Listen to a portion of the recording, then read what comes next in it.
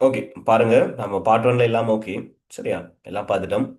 அடுத்ததா பார்ட் டூல பகுதி ஏ, அமைப்பு கட்டுரை வினாக்கள். சரி, இதெல்லாம் தான் பார்க்கணும். சரியா?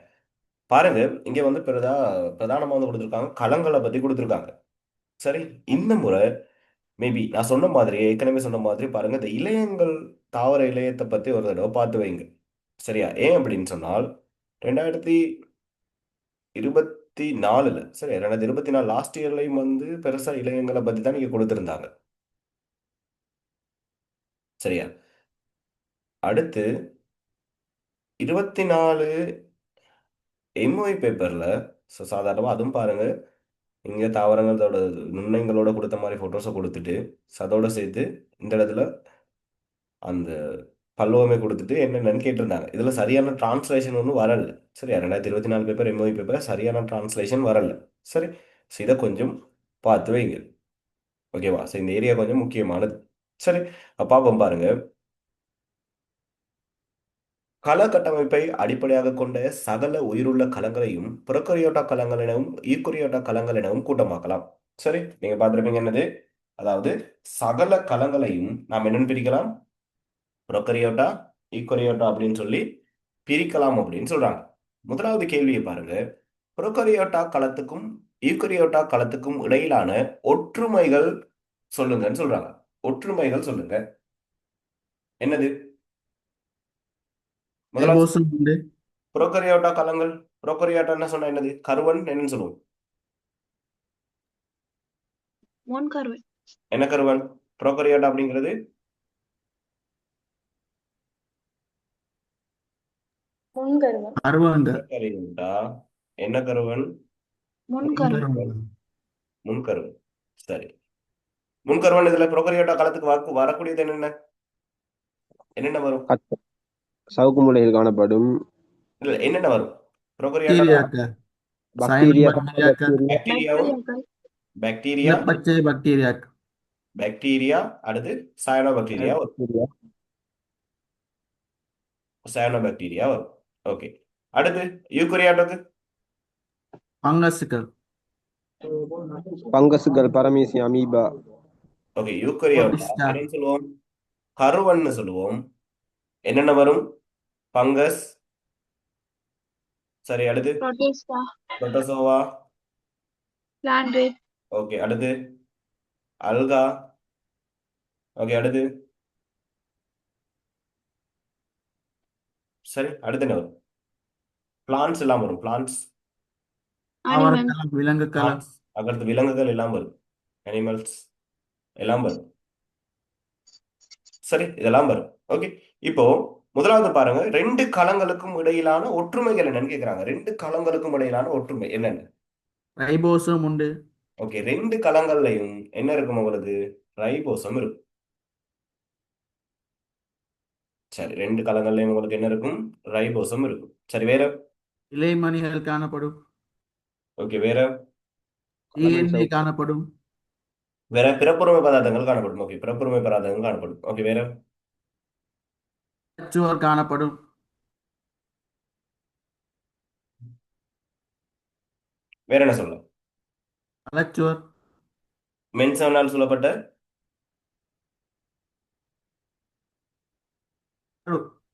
ஓகே, முதலுரு இருக்கும். சரியா? முதலுரு இருக்கும். முதலுரு சொல்லலாம். சரி, முதலுருவோட மென்சவால் சொல்லப்பட்டதா இருக்கும். சரி, ரைபோசத்தின் வேலை என்னது? புரதபு, என்ன செய்யும் ரைபோசம்? புரதம் தொகுக்கும். சரியா? சரி, இதுல ஏதாவது ரெண்டு எழுதிருந்தீங்கன்னா ஓகே, ரெண்டு எழுதிருந்தீங்கன்னா சரி. அடுத்து ஈக்குவரியோட பேராஜ்யத்தை சேர்ந்த நான்கு ராஜ்யங்களையும் சொல்லுங்கன்னு சொல்றாங்க. நான்கு ராஜ்யங்கள் என்னன்னு சொல்லலாம்? அதே தான் நாங்க பார்த்துட்டோம். Fungus, protozoa, Alka, plants, animals, இது எல்லாத்தையும் நீங்க சொல்லலாம். சரி, இதுல நான்கு சொன்னீங்கன்னு சொன்னா சரி.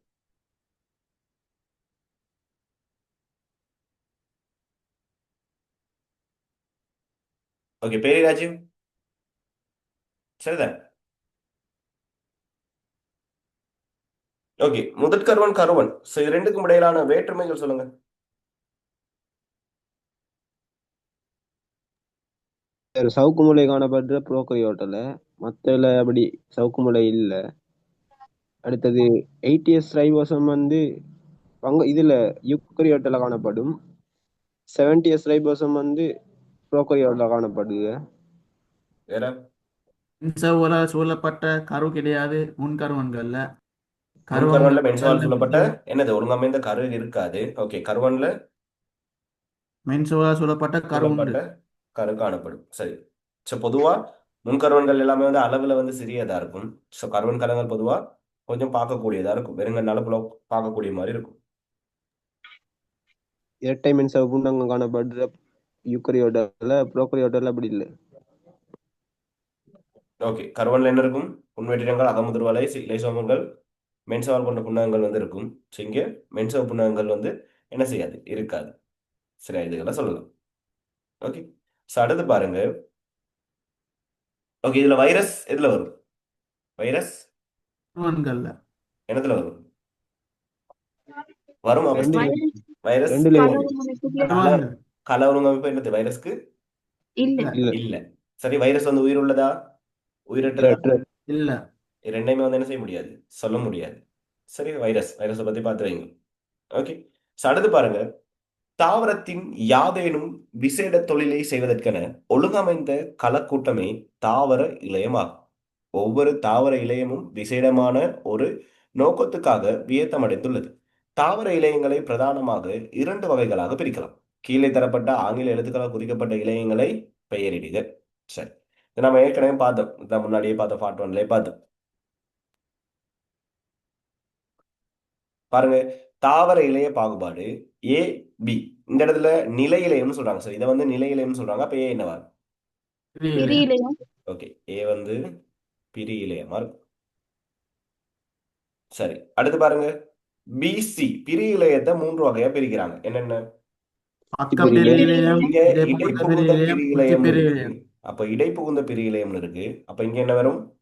உச்சி உச்சி பிரியிலையும் பிரியிலையும் பி வந்து உச்சி பிரி இலையம், சி வந்து பக்க பிரியிலையும் பக்க பக்க பிரி இலையமா பிரியிலையும் இருக்கும்.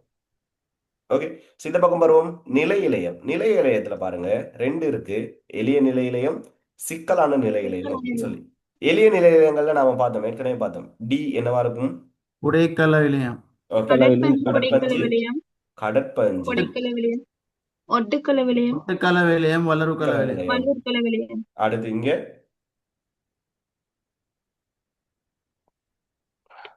இங்க என்னவா இருக்கும்? ஒட்டுக்கலவிலையும் ஒட்டுக்கல விலையமா இருக்கும். சரி, அடுத்து வல்லூர் கல விலையம். சரி, சிக்கலான நிலை இலையங்கள் ரெண்டு இருக்கு. என்னென்ன? காலும் உரியம் உரியமும். பாலும் உரியமும் காலும் உரியும். சரியா, இதுகளை என்ன செஞ்சா சரி குறிச்சிங்கண்டா ஓகே சார், ஏபிசிடில இருக்கு. சரியா, சொல்லுங்க பாப்போம். பிரி இலையம்னா என்னது?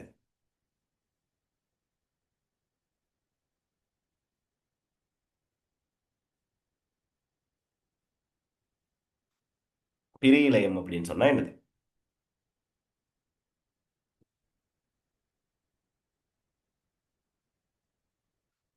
என்னடா பிரி இலையம்னா? ஏத்தமுடையாத கலக்கூட்டங்கள். சரி,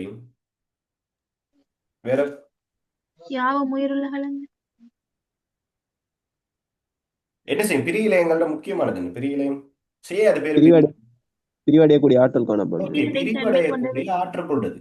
சரியா, அது முக்கியமானது என்னது? பிரிவடையக்கூடிய ஆற்றல் கொண்டது. சரி, என்னது என்ன விஷயம் பிரி இலையம் அப்படிங்கிறது? புதிய கலன்கள் என்ன செய்யக்கூடியது? உற்பத்தி செய்யக்கூடியது. சரி, அதாவது புதிய கலன்கள் என்ன செய்யும்? உருவாக்கக்கூடியது. இதைத்தான் வந்து நம்ம என்னன்னு சொல்றோம்? பிரி இலையங்கள் அப்படின்னு சொல்றோம். சரியா, ஓகே, பிரி இலையங்கள்.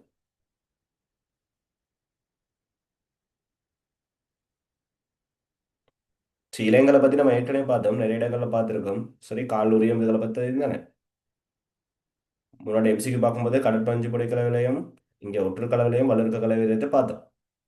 சரி, சிக்கலான நிலை இலையங்கள்ல காலும் உரியமும் வரும். காலும் உரியமும் வரும். ஓகே, அதுல ஓகே, கால் வந்து என்னதுக்காக பயன்படும்? நீரை கொண்டு செல்வதுங்க. நீரை இலையும் வந்து கணிப்புகளையும் ஓகே, கடத்துதல். நீரையும் கனியுப்பையும் கொண்டு செல்வதற்காக கனியுப்பகளை கால் கொண்டு பயன்படும். செல்வது உரியம் உணவை உணவு கடத்துதல். உணவை கொண்டு ஓகே, உணவை கடத்துறதுக்காக பயன்படும்.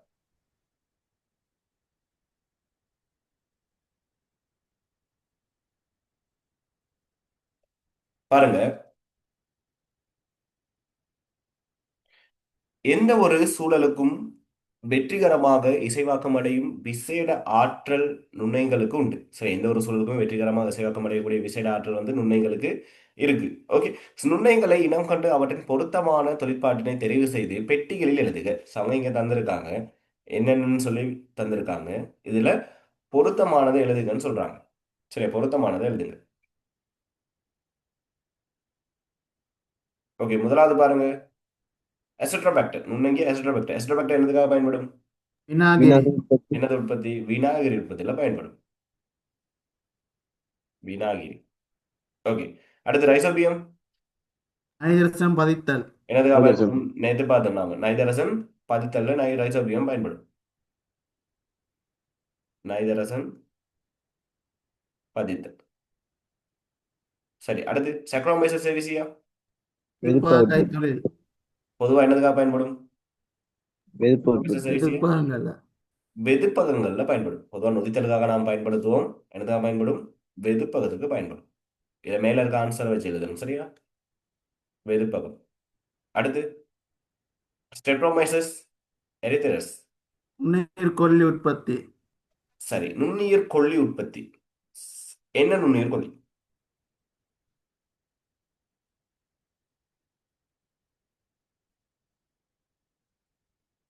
நுண்ணுயிர் கொல்லி. சரி, என்ன நுண்ணுயிர் கொல்லி? ரெட்ரோசைக்கிள். என்னது? இது என்னதுக்காக பயன்படும்? பெஸ்ட் என்னது? எரித்தரோனிஸ். ஸ்டெப்டோமைசின் எரித்தரோனிசின் நினைக்கிறேன்.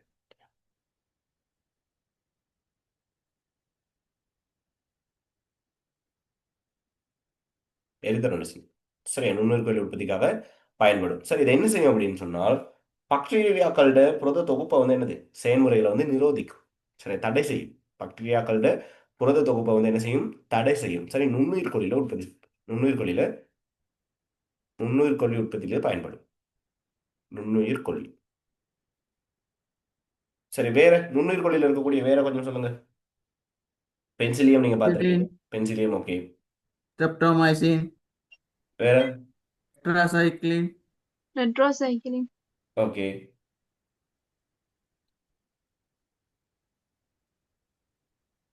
டெட்ராசைக்ளின்ஸ் இதுக்கும் என்ன பயன்படும்?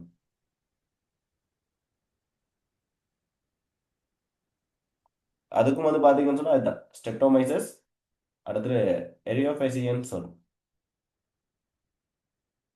சரி, அப்ப அது வந்து பாக்டீரியா நிரோத தொகுப்பை வந்து என்ன செய்யும்? பாக்டீரியாக்களோட புரத தொகுப்பை வந்து நிரோதிக்கும். சரி, வேற வேற. ஓகே, இந்த இடத்துல வேற உங்களுக்கு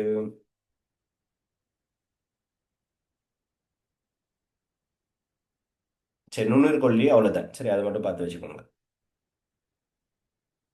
முதன் முதலாக கண்டுபிடிக்கப்பட்ட நுண்ணுயிர் கொல்லி என்னது? தைரசம் முதன் முதலாக கண்டுபிடிக்கப்பட்ட நுண்ணுயிர் கொல்லி இன்சுலின் என்னது? பென்சிலின் தான் முதன் முதலாக கண்டுபிடிக்கப்பட்டது. சரி, அடுத்து பாருங்க, மெத்தனோகோக்கஸ் என்னதுக்காக பயன்படும்? உயிர்வாயு உற்பத்தி உயிர்வாயு. உற்பத்தி. ஓகே, மெத்தனோகோக்கஸ் என்னதுக்காக பயன்படும்? உயிர்வாயு உற்பத்திக்காக பயன்படும். உயிர்வாயு உற்பத்தி. சரி, அடுத்து குளோஸ்ட்ரிடியம்.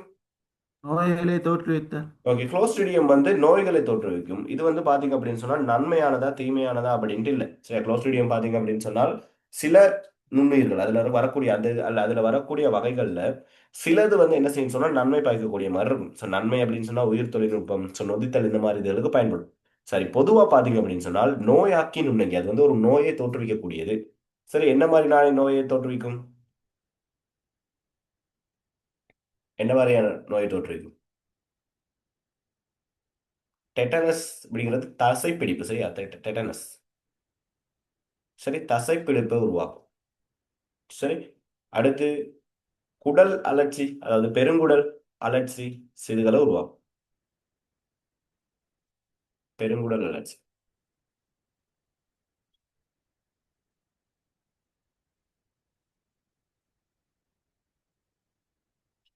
ஓகே, ஸோ பயணத்துக்கு பயன்படுத்த இதாகுது நோய்களை தோற்றுவிக்கும்.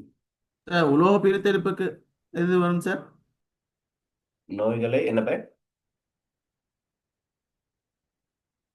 சார் என்ன சுபான் சொல்லுங்க. உலோக பிரித்தெடுப்புக்கு என்ன நுண்ணுயிர் நுண்ணங்கி என்னதுக்குமே உலோக உலோக பிரித்தெடுப்பு ஓகே, உலோக பிரித்தெடுப்புக்கு நம்ம குளோஸ்ட்ரிடியம் பயன்படுத்தலாம் என்ன? Okay sir.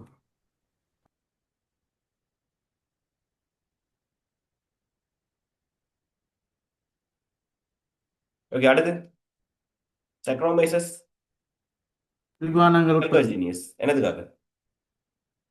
குளிர்பானங்கள் குளிர்பானம். உற்பத்தி. குடிபானங்களோட உற்பத்திக்காக பயன்படும். சரி, நுண்ணங்கிகள்ல இதுல உங்களுக்கு முக்கியமானது அப்படின்ட்டுனா சம்டைம் வந்து ஏதாவது ஒரு பேரை மென்ஷன் பண்ண சொல்லி வரலாம். இது போன முறை வந்துருந்துச்சு, சரியா? அதாவது விஞ்ஞான பேர் 2024 ஸ்ட்ரக்சர்ல வந்துருந்துச்சு.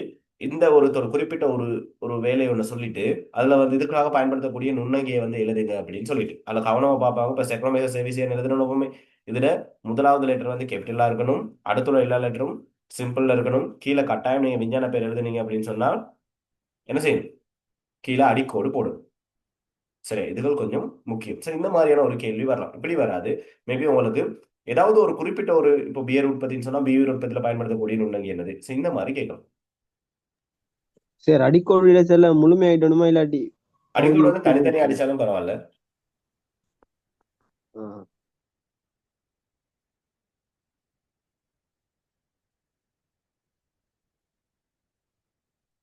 ஓகே, அடுத்து.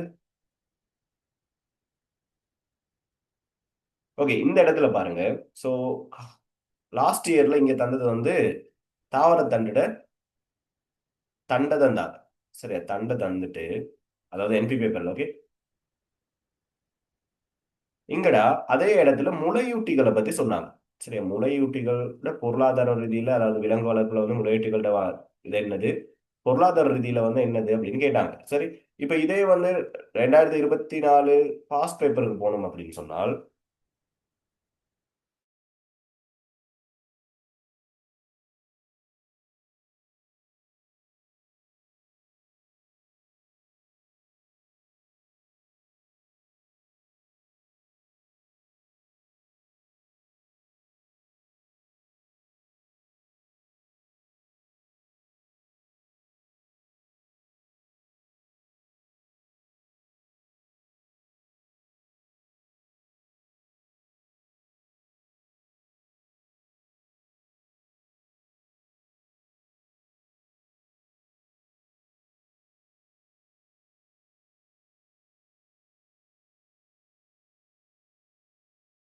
ஓகே, இதுல பாத்தீங்க அப்படின்னு சொன்னால் ஒரு களத்தை தந்துட்டு தாவர களத்தை ஒன்று தந்துட்டு அடுத்தது இளையங்களை பத்தி தந்தாங்க. ஸோ இளையங்கள் இந்த முறை உங்களுக்கு வந்து பெரும்பாலும் எம்சிக்யூல வரதுக்கான சான்சஸ் தான் கூடு. சரியா? ஓகே, ஸோ இங்க பக்டீரியாக்கள் இந்த கூட்டங்கள் கொஞ்சம் கொடுத்தாங்க. சரியா? இந்த இடத்துல உங்களுக்கு இந்த முறை மேபி எம்சிக்யூ சைட்ல அதாவது இங்க வந்து போசனை இது இருக்கு தானே, போசனை இல்லாமல் சுவாச இது இருக்கு, சுவாச பல்வகமே இருக்கு தானே நுண்ணங்கிகள்ல. ஸோ அதுல இருந்து கேள்வி ஒன்று வரலாம், எம்சிக்யூ பக்கம் வரலாம். சரி, ஸோ இந்த இடத்துல பாருங்க என்பி பேப்பர்ல கொடுத்த விஷயமா இதுதான். என்பி பேப்பர்ல போன முறை தந்திருந்தாங்க இங்கே முளையூட்டிகளை பத்தி வரும் அப்படின்னு சொல்லி. பட் அந்த மாதிரி ஒரு கேள்வி ஒன்றும் வரல. சரியா? அப்ப இந்த முறை நீங்க கட்டாயம் அந்த மாதிரி ஒண்ணுக்கு ரெடி ஆயிட்டு போங்க. அந்த இடத்துல மேபி மீன் இல்லாட்டி அதோட சேர்ந்த மாதிரி உங்களுக்கு என்ன இருக்கு, தேனி, ஓகே, இறால் இருக்கு. ஸோ இந்த இடத்துல பொருளாதார ரீதியில வந்து விலங்குகளோட முக்கியத்துவம் என்னது, So, அந்த மாதிரியான கேள்வி வந்து இந்த முறை வர்றதுக்கான வாய்ப்புகள் இருக்கு. சரி, அப்ப மீனையும் ஒருக்க பார்த்துட்டு போங்க. சரி, மீன் மட்டும் இல்ல, அந்த இடத்துல வரக்கூடிய தேனி இதுகளையும் கொஞ்சம் பார்த்துட்டு போங்க. ஓகே, பாருங்க. தரப்பட்ட என்பு மீனின் கட்டமைப்பினை அவதானித்து படத்தில் உள்ள எழுத்துக்களுக்கு பொருத்தமான பெயர்களையும் அவற்றின் தொழில்களையும் குறிப்பிடுங்க. ஸோ கீழே கொடுத்துருக்காங்க BCDHI வந்து கொடுத்துருக்காங்க. ஓகே, ஏ என்னது? ஏ மூக்குத்துவாரம். ஏ மூக்குத்துவாரம். சரி, பி என்னது? பூமுடியுறு. மூடியுரு. பூமூடியூர். சரி, சி என்னது? முதுகு செட்டை. முதுகுச்செட்டை. முதுகு செட்டை. சரி, டி என்னது? வாட்செட்டை. அச்செட்டை. வாட்செட்டை. சரி, இ பக்கக்கோடு. கோடு. பக்கக்கோடு. ஓகே, எஃப் உதச்செட்டை. குளச்செட்டை. புதச்செட்டை. ஓகே, ஜி செதில்கள். செடில்கள். ஓகே, H இடுப்புச்செட்டை. இடுப்புச்செட்டை. இடுப்பு சட்டை. ஐ மார்பு மார்பு சட்டை. சட்டை. மார்பு சட்டை. ஓகே. ஜே வாய். வாயா இல்லாட்டி தாடையா? வாய். ஓகே. ஸோ அங்க பாருங்க, இங்க பகுதி வந்து கேக்குறாங்க. பி பி என்னது? பி என்ன பார்த்தோம்? பூமுடியுறு. பூமூடியூர். பூமூடியூரோட வேலை என்னது? சுவாசித்தல். சுவாசத்தில். சுவாசித்தலா இல்லாட்டி என்னது? சுவாசிக்க உதவுறதா? பூ இல்ல, சுவாசிக்க பூமூடியூர் என்ன செய்யும்? பூக்களினால் என்ன செய்யும்? சுவாசிக்க உதவும். அடுத்து உள்ளுக்கு பூக்களை வந்து என்ன செய்யும்? பாதுகாக்கும். சரியா? பூக்களை பாதுகாக்கும். அதோட சேர்த்து என்ன செய்யும்? சுவாசிக்க உதவும். சரியா? பூக்களினால் சுவாசிக்க உதவும். சுவாசிக்க உதவும். ஓகே.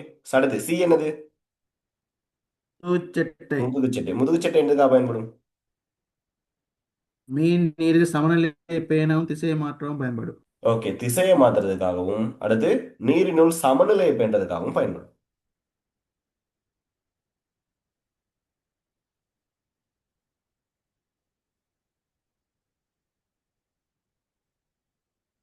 ஓகே. அடுத்து டி வாட்சட்டை. வாட்சட்டையில் தொழில் மீனை முன்னோக்கி நகர்த்தவும் திசையை மாற்றவும் பயன்படும்.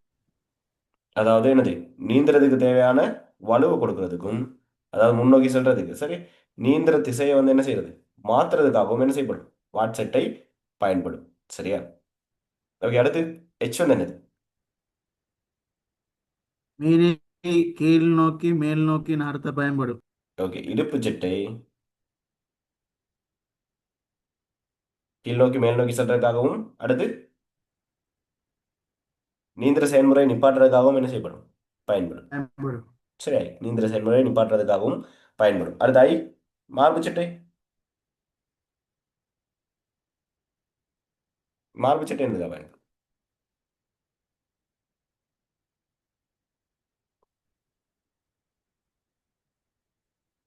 மீனை அதாவது நிறுத்துவது.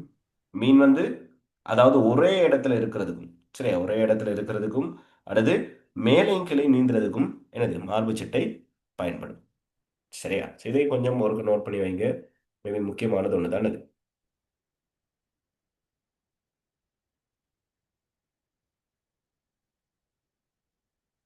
அடுத்து பாருங்க, தாவர இலையின் பகுதிகளுக்கு பொருத்தமான தொழில்களை தரப்பட்ட இடங்களில் எழுது. புறத்தோல். புறத்தோல் என்ன செய்யும்? எவற்றின் அடங்கியிருக்கும்? ஓகே. கியூரின் அடங்கியிருக்கும். ஆவியற்பை இழிவாக்கும். ஓகே. ஆவியை பாதுகாப்பு. இழிவளவாக்கும். வேற பாதுகாப்பு வழங்கும். பாதுகாப்பு வழங்கும். சரி, புறத்தோல். அப்போ மேற்தோல் என்ன செய்யும்? ஆவியற்பை இழிவாக்கும். பாதுகாப்பை ஆவியத்தை வழங்கும். இழிவளவாக்கும். ஓகே. அடுத்து பாதுகாப்பை வழங்கும். பாதுகாப்பு கொடுக்கும். சரி, அடுத்து வேலிக்காட் புடைக்கலவில்லை. ஒளித்தொகுப்பு பிரதான செய்யும். ஒளித்தொகுப்பு இழையமாக தொழிற்படும். ஓகே. பிரதான ஒளித்தொகுப்பு இழையமாக வேலிக்காட் புடைக்கல விளையம் என்ன செய்யும்? தொழிற்படும். ஓகே. வேலிக்கால் புடைக்கல விளையம். அதுக்கடுத்து ஓகே. கடற்பஞ்சு புடைக்கல விளையம். ஒளித்தொகுப்பை நடத்தும் உணவை சேமித்து வைத்தல். சேமிப்பு. கடற்பஞ்சு புடைக்கல விளையம் என்ன செய்யணும்? உணவை சேமிக்கும். கடற்பஞ்சு புடைக்கல விளையம் என்ன செய்யும்? உணவை சேமிக்கும். அதோட சேர்த்து ஒளித்தொகுப்பையும் நடத்தும். சரி, அடுத்து இலைவாய். வாய் வாய் பரிமாற்றம். பரிமாற்றத்தை நிகழ்த்துதல். வாய்ப்பறை மாட்டம். ஓகே. காவற்களம். காவற்களம் என்ன செய்யும்?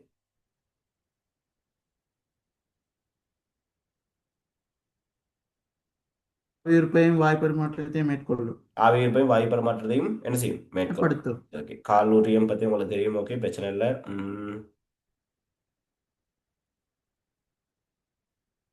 ஓகே. தாவர இல்ல 20 தாவரங்கள் ஒளித்தொகுப்பு நடைபெறும் பிரதான 2 இலையங்களை என்னன்னு சொல்லுவோம்? கடற்பஞ்சு புடைக்கல விலையம். அது வேலிக்காட் நொண்டி. புடைக்கல விளையம் வேலிக்காட். சொல்லுங்க. ஓகே. ரெண்டுக்கும் இடையிலான இது கொஞ்சம் சொல்லுங்க வேறுபாடு. வேலிக்காட் புடைக்கல விளையம் எப்படி இருக்கும்? வேலிக்கால் புடைக்கல விளையம் எப்படி இருக்கும்? நீண்ட தூண் போன்ற அமைப்பை கொண்டு. ஓகே. நீண்ட தூண் போன்ற களங்கள் இருக்கும். ஓகே. கடற்பஞ்சு கோள வடிவமாக ஓகே, கடற்பஞ்சு கோள வடிவமானதா இருக்கும். சரி, அடுத்து.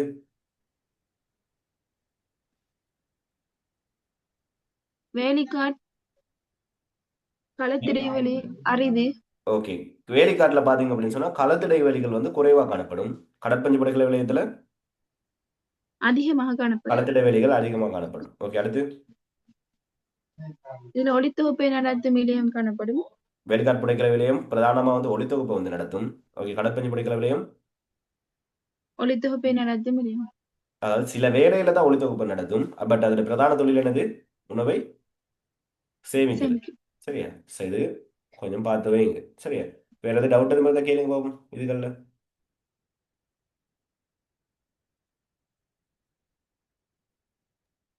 சார் வயிற்று ஓகே, தொழில் என்ன?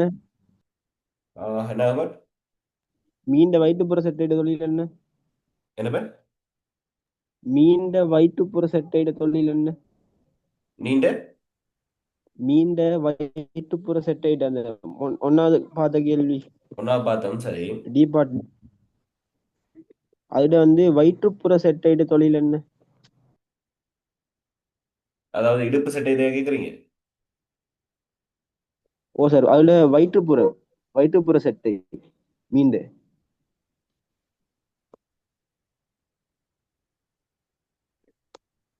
எதை கேக்குறீங்க? வேற இதையா? இல்ல சார், வயிற்றுப்புற செட்டை நான் கேட்கிறேன். இதையா? தொழில் என்ன? ஓகே, எச் வந்து பாத்தீங்க அப்படின்னு சொன்னா என்ன செய்யும்? என்னதுக்காக பயன்படும்? இது வயிற்றுப்புற சட்டை என்ன செய்யலாம்? ஒரு குறிப்பிட்ட வேகத்தை வந்து அதை நிப்பாட்டுறதுக்காக பயன்படும். சரியா? வேகத்துல வந்து நீந்திக்கிட்டு இருக்கும்போது அதை குறித்த இடத்துல வந்து ஸ்டாப் பண்றதுக்காக பயன்படும். சரி சார். சரி, வயிற்றுப்புற சட்டை இல்லாட்டி இடுப்பு சட்டைன்னு சொல்லலாம். இடுப்பு சட்டை.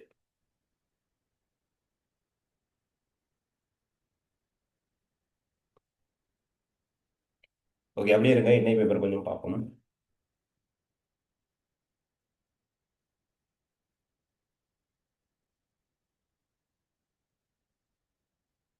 ஓகேடா, எண்ணெய் பேப்பர்ல பாத்தீங்க அப்படின்னு சொன்னால் பொருளாதார முக்கியத்துவம் வாய்ந்த விலங்குகளை வந்து கீழே சொல்லியிருக்காங்க. சரி, அதாவது கோழி, இறால், தேனி, மீனையும் காட்டியிருக்காங்க. சரி, அதுல அதான் நான் ஏற்கனவே சொன்ன மாதிரி தான் போன முறை வந்து என்பி பேப்பர்ட மாதிரி கேள்வி தந்திருக்காங்க. மேபி அந்த மாதிரியான கேள்வி எதிர்பார்க்கலாம். பட் இவங்க தந்திருக்கிறதுல பாத்தீங்க அப்படின்னு சொன்னால் இப்போ இங்க மீன் தந்திருக்காங்க அப்படிங்கும்போது என்பி பேப்பர்ல சொன்ன மீன் தந்திருக்காங்க தானே. இப்போ இதுக்கு பதிலா உங்களுக்கு இந்த இடத்துல வந்து தேனி, சரி, இறால் வரலாம். ஓகேவா? தேனி இல்லைன்னா இறால் வரலாம். சரி, செய்திகள் அந்த இடத்த கொஞ்சம் நோட் பண்ணுங்க. சண்டை மீனே அப்படியே வரலாம். அப்படி இல்லை அப்படின்னு சொன்னால் என்பி பேப்பர்ல 2024 பேப்பர்ல தந்த மாதிரி உங்களுக்கு இப்படி ஒரு கேள்வி வரலாம்.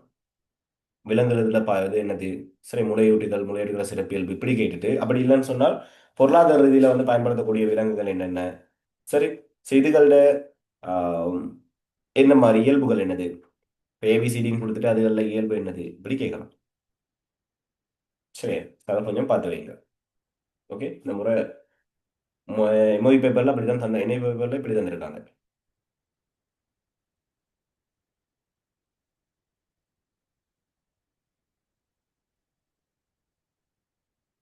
ஓகே, ஸோ பாருங்க, இது 2024 என்பி பேப்பர்.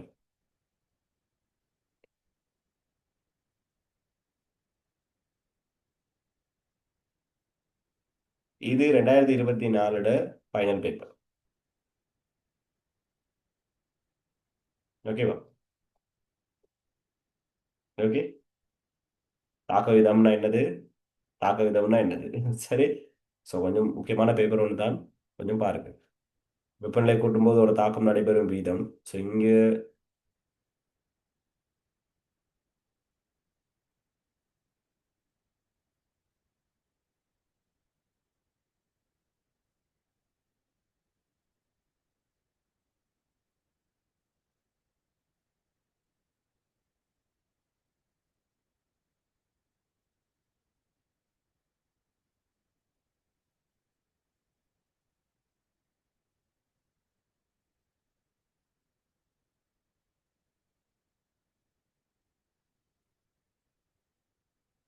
ஓகே பாருங்க அதே மாதிரி கேள்வி இருக்கு.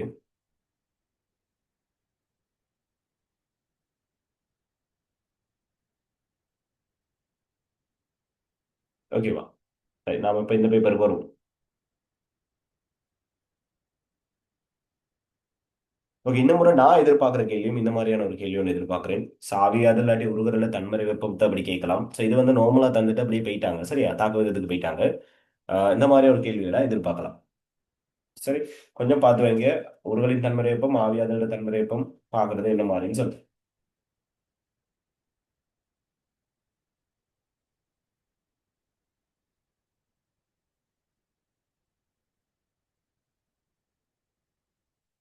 ஓகே பாருங்க. மாணவர் ஒருவன் குறித்த தாக்கம் ஒன்றின் தாக்க வெப்பத்தை கணிப்பதற்காக கலோரிமானியை பயன்படுத்தி பரிசோதனை ஒன்றை முன்னெடுத்தான். கலோரிமானியினுள் முதலில் 1 மூல் டெசிமீட்டர் -3 HCl அமில கரைசலில் 100 மில்லி லிட்டரினை எடுத்து வெப்பநிலையை அளவிட்ட போது, சரியா? ஃபர்ஸ்ட் 100 மில்லிமீட்டர் மில்லி லிட்டர் என்ன செய்யறாம், HCl எடுக்கிறானாம். எடுத்துட்டு வெப்பநிலையை பார்க்கறானாம். 30 பாகை செய்யாம். இதனுள் 30 பாகை சியில் உள்ள 1 மூல் டெசிமீட்டர் -3 என்னது KOH என்ன செய்யறான், போடுறான். விடப்பட்டு நன்கு கலக்கி வெப்பநிலை அளவிடப்பட்ட போது உச்ச வெப்பநிலை 50 பாகை சியா இருக்கான். சரியா? இப்போ இதுல 100 இதுல 100 எடுத்திருக்கான். ரெண்டையும் போட்டு ஒன்னா கலக்கி விடுறான். கலக்கி விட்டுட்டு எடுக்கும்போது 50 பாகை சியா இருக்கு. ஓகே பாருங்க, ஏபின்னு சொல்றாங்க. ஓகே ஏ பி. ஓகே இங்க சி இருக்கு. சரி, மேலே படத்தில் ஏபி என குறிப்பிடப்பட்டுள்ள பகுதிகளை இனம் காண்க, அவற்றின் பயன்பாடுகளை எழுதுக. மேலே படத்தில் ஏபி என குறிப்பிடப்பட்டுள்ள பகுதிகளை இனம் காண்க, அவற்றின் பயன்பாடுகளை எழுதுக. ஏ என்னது? வெப்பமானி. ஏ வெப்பமானி. வெப்பமானி பி கலக்கி. பி வந்து கலை கலக்கி.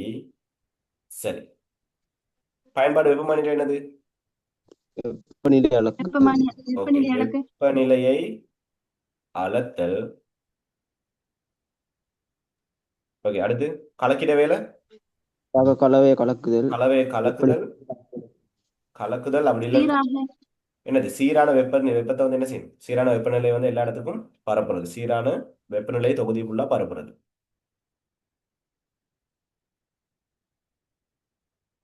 சீரான வெப்பநிலையை பரப்புது. ஓகேவா? ஓகே அடுத்த கேள்வி பாருங்க. இரண்டாவது, உமது பாடசாலை ஆய்வு கூடத்தில் பொதுவான பயன்பாட்டில் உள்ள கலோரிமானி எப்பதார்த்தத்தினால் ஆனது? பொலிஸ்டைரின். என்னத்தால் ஆனது? பொலிஸ்டைரின். வெப்பா சார். பொதுவா கலோரிமானி இல்லாம என்னத்தால் ஆக்கப்பட்டிருக்கும்? செப்பால் ஆக்கப்பட்டிருக்கும். சரியா? பொதுவா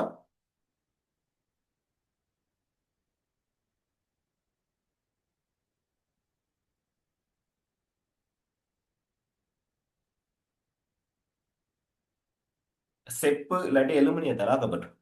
சரி, செப்பு தான் பிரதானமா வந்து செப்பு தான். செப்பு அல்லது அலுமினியம். சரியா?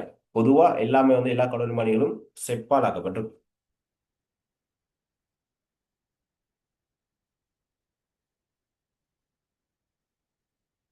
ஓகே அடுத்த கேள்வி பாருங்க. HCl-க்கும் KOH-க்கும் இடையிலான ரசாயன தாக்க சமன்பாட்டை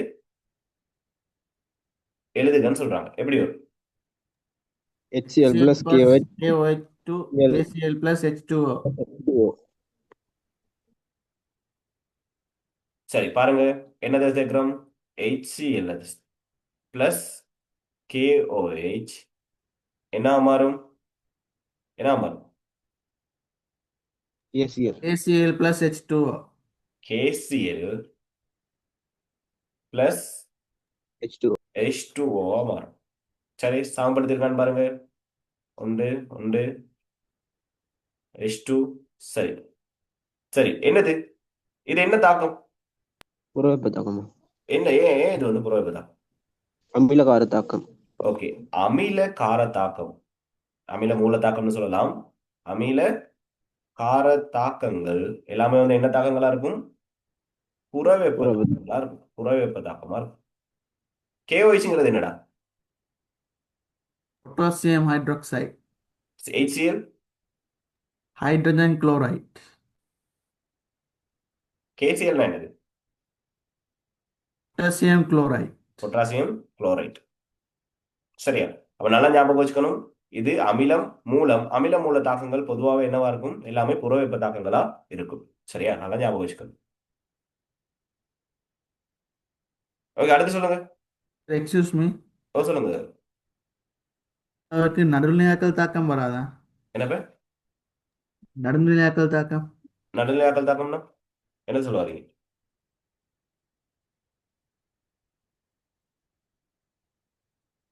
அதாவது அமிலத்தையும் மூலத்தையும் பொறுத்து நடுநிலையாக்குறோம் அப்படின்னு சொல்ல வரீங்களா? ஓ சார். ஓகே, இது வந்து அமில மூல தாக்கம். அமிலம் மூலம் கலக்கிறதுனால இதை வந்து அமில மூல தாக்கம்னு சொல்லுவோம். சரியா? ஓகே. இந்த தாக்கங்கள் பொதுவாக வந்து வெப்பத்தை வந்து என்ன செய்யும்? புறவெப்ப தாக்கமா இருக்கும்.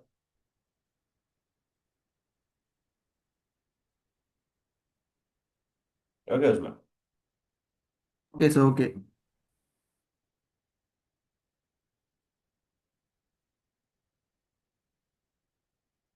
ஓகே, KOH பொட்டாசியம் ஹைட்ராக்சைடு பயன்படுத்தி நடைபெறும் கைத்தொழில் உற்பத்தி. பேபி சர்க்கரை. சோப் உற்பத்தி. Okay, baby baby soap. சோப்ல பயன்படுத்துவாங்க. பேபி சோப்ல பயன்படுத்தும். சர்க்கரை உற்பத்தி போட்டாலும் ஓகே தான். சரி, கீழே சொல்லுங்க. மேலே குறிப்பிடப்பட்டுள்ள தாக்கத்தின் தாக்க வெப்பத்தை காணும். தாக்க வெப்பம் கண்டுபிடி சொல்லுங்க Q பாப்போம். சமன் MC டெல்டா தீட்டா. Q சமன் MC.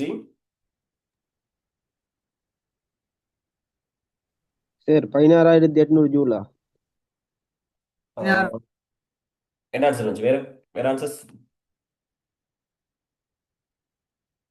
அபிலாஷா ஆன்சர் சரியா?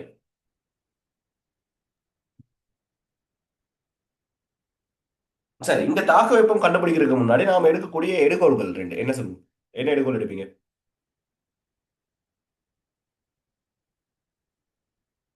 இங்க எடுக்கக்கூடிய எடுகோள்கள் என்னென்ன எடுகோள் எடுக்கணும்? நீங்க இந்த தாக்க வெப்பத்தை கண்டுபிடிக்கிறதுக்கு முன்னாடி என்னென்ன எடுகோள்கள் எடுக்கணும்? சார் தன்வெப்ப கொள்ளளவு சமன். அதாவது தாக்கிகளோட தன்வெப்ப கொள்ளளவு சமன். ஓகே, அடுத்து வெப்பநிலை சமன். அப்படி மீகா வெப்பநிலை இல்ல, மறந்து. என்ன எடுப்போம்? வெப்ப இழப்பு இல்லைன்னு எடுப்போம். சரியா? இந்த தாக்குதல வெப்ப இழப்பு இல்லை, சூழலுக்கான வெப்ப இழப்பு இல்லை. ஓகே, வேற நீரின் அடர்த்தி எடுத்துக்க சமன். நீரின் அடர்த்தி தாக்கிகளோட அடர்த்திக்கு என்னவா இருக்கும்? சமன்னு எடுப்போம். சரியா? அப்ப பாருங்க, HCl எவ்வளவு போடுறோம்? 100 மில்லி லிட்டர் போடுறோம். அடுத்து KOH எவ்வளவு போடுறோம்? 100 மில்லி லிட்டர். ஸோ மொத்தமா எவ்வளோ? 200 மில்லி லிட்டர். Milli litre. சரி, இது எதுக்கு சமன்? 200 நீரிட கிராம். அடர்த்திக்கு சமன். நீரிட அடர்த்திக்கு சமன்னு போடுறோம். அப்போ எவ்வளவா இருக்கும்? மொத்த திணிவையும் எவ்வளவா இருக்கும்? 200 கிராம். 200 கிராம் இருக்கும். சரியா? அப்போ தாக்க வெப்பம் என்ன போடலாம்? MC டெல்டா டீட்டா போடுவீங்க. சரியா? Q சமன் MC டெல்டா டீட்டா. M எவ்வளவு? 200 கிராம். 0.2 கிலோகிராம். தன்வெப்ப கொள்ளளவு நம்ம என்ன எடுக்கிறோம்? தாக்கிகளோட தன்வெப்ப கொள்ளளவு நீரின் தன்வெப்ப கொள்ளளவுக்கு சமன்னு ஒரு எடுகோள் எடுக்கிறோம். அப்போ 4200. வெப்பநிலை மாற்றம் எவ்வளோ? 20. 50 மைனஸ் 30 20. அப்போ 0.2 4200 தர 20 எவ்வளவு வருது? 16,800 ஜூல். 16.8 kilo joule. ஓகே, 16,800 ஜூல்னு வரும், அல்லது 16.8 கிலோ ஜூல்னு வரும். சரி அந்த எடுகோள கொஞ்சம் சொல்லுங்களே மறுவா. வெப்ப ஓகே இழப்பு இல்லை, தன்வெப்ப கொள்ளளவு சமன், ஓகே, மற்றது. பொதுவாகவே வந்து நம்ம ஒரு வெப்பம் இதுகள் இந்த மாதிரி ஒரு பார்க்கும்போது எடுகோள் வந்து எப்படி எடுப்போம் அப்படின்னு சொன்னால், சூழலுக்கான வெப்ப இழப்பு இல்லைன்னு எடுப்போம். சரியா? நீர் பயன்படுத்திய எடுகோள்கள் பாருங்க, ரெண்டு கேட்குறாங்க, அதில் எழுதிக்கோங்க.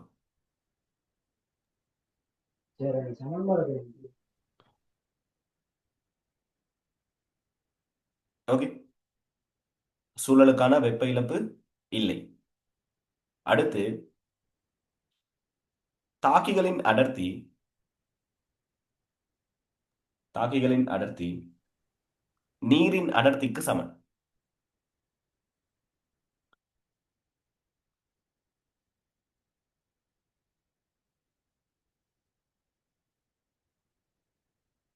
அடுத்து தாக்கிகளின் தன்வெப்ப கொள்ளளவு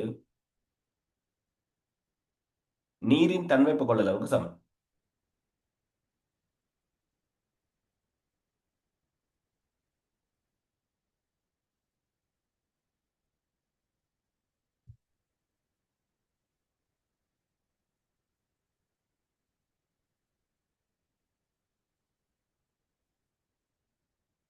லாஸ்ட்டாக சொன்னது திருப்பி சொல்லுங்களே. எனவே என்ன சொல்லணும்? லாஸ்ட்டாக சொன்ன கோல சொல்லுங்களே திருப்பி. அதாவது முதலாவது சூழலுக்கான வெப்ப இழப்பு இல்லை, அல்லது புறக்கணிக்கத்தக்கதுன்னு போட்டாலும் ஓகே, அல்லது புறக்கணிக்கத்தக்கது. சரியா? அடுத்து நீரின் அடர்த்தி தாக்கிகளின் அடர்த்திக்கு சமன்.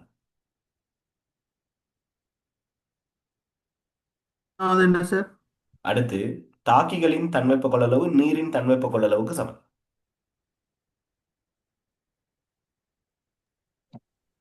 சரி, அங்க மேல உள்ள அந்த சமன்பாடை கொஞ்சம் திருப்பி சொல்லிடுங்க. என்னப்ப யாரு? இந்த மேல உள்ள சமன்பாடு முடிக்க கொஞ்சம் திருப்பி சொல்லிடுங்க. 100 ml கீழே. இதா என்ன போய் டவுட் இதுல? இல்ல, அந்த சமன்பாடு விளங்குது இல்ல. சரி. அதாவது தன்வெப்ப கொள்ளளவு தந்திருக்காங்க, உள்ளுக்கு தாக்க வெப்பம் Q சமன் ms தீட்டா, தன்வெப்ப கொள்ளளவுக்கான சமன்பாடு வெப்பவியல்ல ஞாபகம் இருக்கா?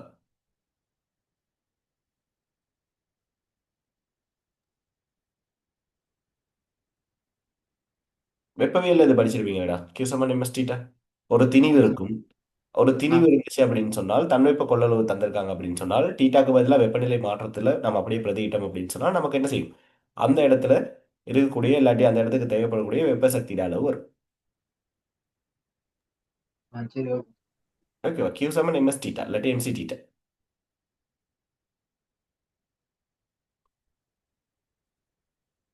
சரி, இதுல இது சமன்பாடு ஓகே, இது நீங்க படிச்சிருக்கணும் கட்டாயம், இது எல்லாருக்கும் தெரிஞ்சிருக்கணும். இதுல நீங்க நல்லா ஞாபகம் வச்சுக்க வேண்டியது இதுதான். அதாவது 100 மில்லிமீட்டர் 100 மில்லிமீட்டர் எடுக்கிறோம், எடுத்துட்டு அது ஏன் 200 கிராமுக்கு சமன் எடுக்கிறோம் அப்படின்னு சொன்னால் என்னது? நீரின் அடர்த்தி தாக்கிகளோட அடர்த்திக்கு சமன்னு நாம ஒரு எடுகோல் எடுக்கிறோம். அந்த எடுகோலுக்கு அமைய தான் இதை செய்யும்.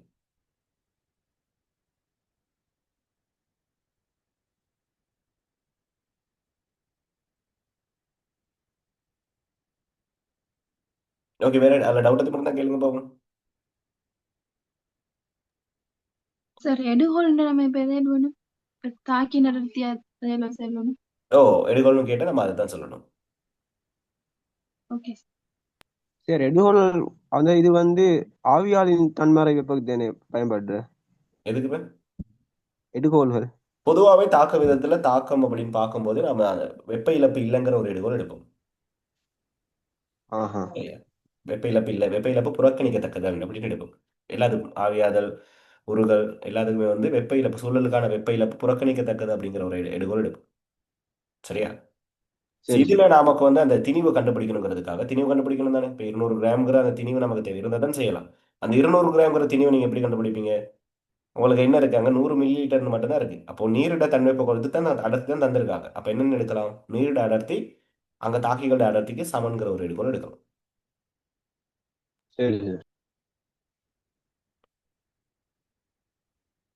ஓகே, அடுத்து பாருங்க. மாணவர் ஒரு நாள் ஆய்வுக்கூடத்தில் தாக்க விதத்தில் செல்வாக்கு செலுத்தும் காரணி ஒன்றை துணிவதற்கான பரிசோதனை ஒன்று ஒழுங்கமைக்கப்பட்டது. சரி, பாருங்க. 10 கிராம் மார்பிள் திண்ம துண்டு, 10 கிராம் மார்பிள் வந்து திண்ம துண்டுன்னு இப்படி போட்டிருக்காங்க. அடுத்து அதே மார்பிள தூளாக்கப்பட்ட துண்டா போட்டிருக்காங்க. சரி, இதை விட்டுங்க. ஓகே, 10 மில்லிலிட்டர் ஹைட்ரோகுளோரிக் அமிலம் இருக்கு, HCl இருக்கு, 30 பாகை சி 30 பாகை சி. பாருங்க, கேட்குறாங்க கேள்வியை பாருங்க. முதலாவது கேள்வி, தாக்க விதத்தில் செல்வாக்கு செலுத்தும் எக்காரணி மேலே பரிசோதிக்கப்படுகின்றது. எந்த தாக்கின் காரணி பௌதிக நிலை, பரிசோதிக்கிறோம்? பௌதிக நிலை, தாக்கியின் தாக்கியோட பௌதிக நிலை. சரி, என்ன எப்படி என்ன செய்ய சொல்ல வராங்க? என்னத்தை தாக்க இது பண்றாங்க? இப்போ தூளாக்கப்பட்டுச்சு அப்படின்னு சொன்னால் என்ன செய்யும்? அங்க மார்பிள், அதாவது தொடுகையுறும் மேற்பரப்பின் அளவு என்ன செய்யும்? அதிகரிக்கும். சரி, திண்ம துண்டா இருக்கிறதுல என்ன இருக்காது? மேற்பரப்போட அளவு குறைவா இருக்கும், இங்கே மேற்பரப்பு அளவு அதிகரிக்கும். சரி, அப்போ தாக்கிட பௌதிக நிலை அப்படிங்கிறத தாண்டி என்னது? தொடுகையுறும் மேற்பரப்பின் தன்மை. சரி, அதாவது தாக்கிகளின் மேற்பரப்பின் தன்மையை தான் நாம் என்ன செய்யணும்? பரிசோதிக்கிறோம்.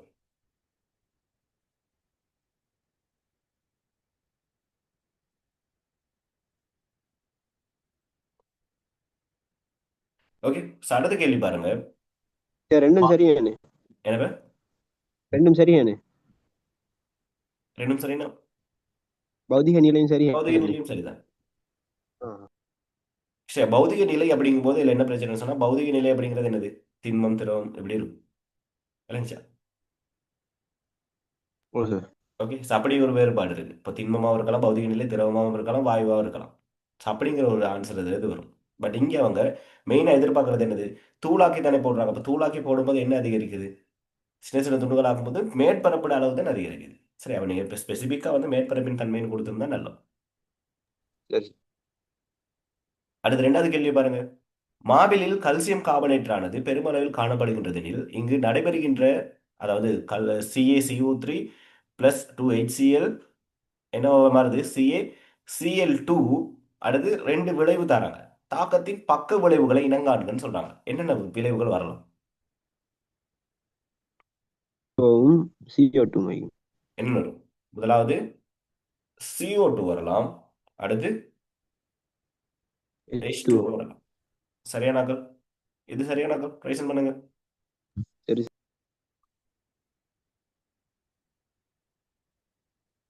ஓகே, இந்த இடம் பிழைக்கிறது இல்லை. சரி, இதுவும் சரியான ஈஸி. சரி, சரியான ஈஸி இது. ஓகே, அடுத்த கேள்வி பாருங்க. மூணாவது கேள்வி. கல்சியம் கார்பனேட்டை கொண்டிருக்கின்ற வேறு இரண்டு பொருட்களை எழுதுக.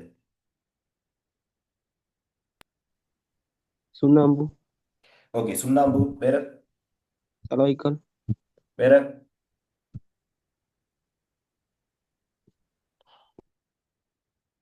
ஓகே, சுண்ணாம்பு, சலவைக்கல், முட்டைக்கோது. சரி, இதெல்லாம் சொல்லலாம். சரி, கால்சியம் கார்பனேட்டை கொண்டிருக்கின்ற வேறு இரண்டு பொருட்கள். சரியா? ஓகே, அடுத்ததுக்கு சொல்லுங்க பாப்போம். ஆன்சர் போட்டு விடுங்க. நாலாவது கேள்விக்கு ஆன்சர் எல்லாரும் போட்டு விடுங்க. பாவம், யாராவது செய்றீங்கன்னு சொல்லி.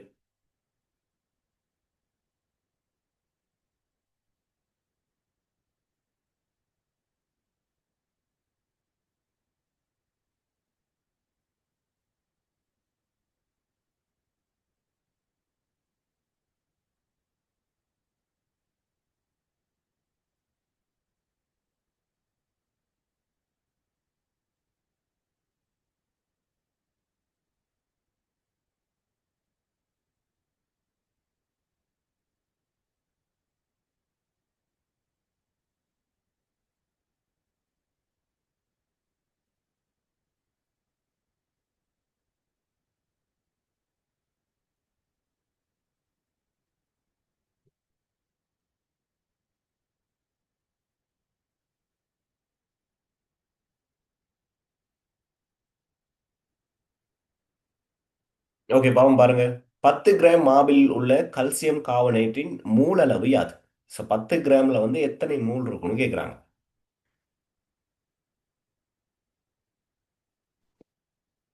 உங்களுக்கு இங்கே 1 மோல்.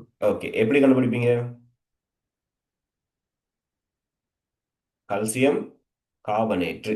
ஓகே, இங்கே தந்திருக்காங்க உங்களுக்கு கல்சியம் எவ்வளோ, கார்பன் எவ்வளோ, ஆக்சிஜன் எவ்வளோன்னு தந்திருக்காங்க. சரி, அவன் என்ன செய்யணும்? கூட்டணும் சார் ஃபுல்லா. என்ன செய்வீங்க? ஃபுல்லாக கூட்டிட்டு சாரண திணிவை வச்சு என்ன செய்யணும்? டிக்கணும். மூல மூல திணிவை கண்டுபிடிச்சிட்டு, சாரண திணிவை வச்சு மூல திணிவை கண்டுபிடிச்சிட்டு என்ன செய்யணும்? இவன் கீழ் மூலத்தின் கீழ் மூல திணின்னு போட்டீங்கன்னு சொன்னா எத்தனை மூல்னு வரும். சரி, அப்போ ஃபர்ஸ்ட் மூல இந்த சாரண திணிவை வச்சு என்ன செய்யும்? ஃபுல்லாக கூட்டுவோம். கல்சியம் 1 இருக்கு, அப்போ 40 + சிக்கு வந்து 12. 12 ஓகே, 3 3 தர ஆக்சிஜன் 16. இருக்கு, 3 தர 16. 16 அப்படின்னு சொன்னால் 100ன்னு வரும். 3. சரி, அப்போ மூலத்திணிவு எவ்வளோ இருக்கும்? ஒரு மூல் அப்படிங்கிறது, ஒரு மூல் அப்படின்னா என்னது? 100 கிராமா இருக்கணும். சரி, அப்போ பாருங்க, உங்களுக்கு இங்க எவ்வளவு இருக்கு? 10 கிராம் இருக்கு. அப்போ 10 கிராம் அதன் கீழ் என்னன்னு போட்டீங்க? 1 100 போட்டீங்க அப்படின்னு சொன்னால் மூலத்திணி தசம் 1 உங்களுக்கு எப்படி வரும்? மூல அளவு எவ்வளவு வரும்? தசம் 1 மோல். 0.1 மூல். சரியான கல்குலேஷன் பண்ணுங்க.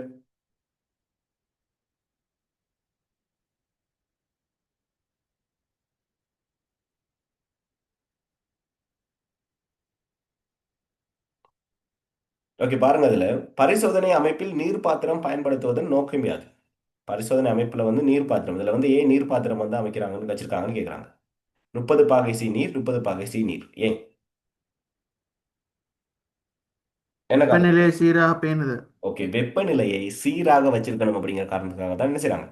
பரிசோதனை அமைப்புல நீர் பாத்திரம் ஒன்று வச்சிருக்காங்க.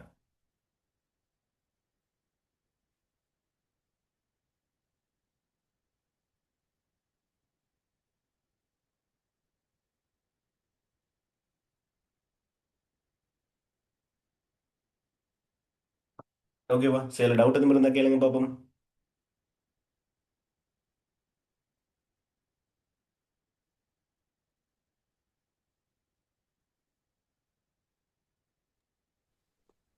தாக்கத்துக்கு மாறி வருது சார். அது என்ன, அது செறிவு மாற்றத்தின் கீழ் நேரம் அப்படி போட்டு என்ன அப்படி அக்மல்? கணக்கில் வாரி சார். என்னப்ப? அந்த தாக்க வீதத்தை கேட்டு வாரி சார், அந்த செறிவு மாற்றத்தின் கீழ் நேரம் அப்படின்ன மாதிரி கேள்வி. உங்களுக்கு இதுல செறிவு மாற்றம் அப்படின்னு தந்தால் அது தாக்க விதத்துக்கு தான் அப்படி வரும். ஓ சார், அப்படி கேள்வியும் வாரி சார் அதுல. இதுல மேபி அப்படி கேள்வி பார்ப்போம், இதுலயாவது இருந்தா எனக்கு அனுப்பிவிடுங்க. ஆஹா. ஓகே, மூலத்திறனுக்கு வேற சமன்பாடு. மூலத்திறன் செறிவு தர கனவளவு. எப்படி தரலாம்? மூலத்திணிவு, அதாவது பாருங்க, இந்த சமன்பாடு என்ன தேவைப்பட நோட் பண்ணிக்கோங்க.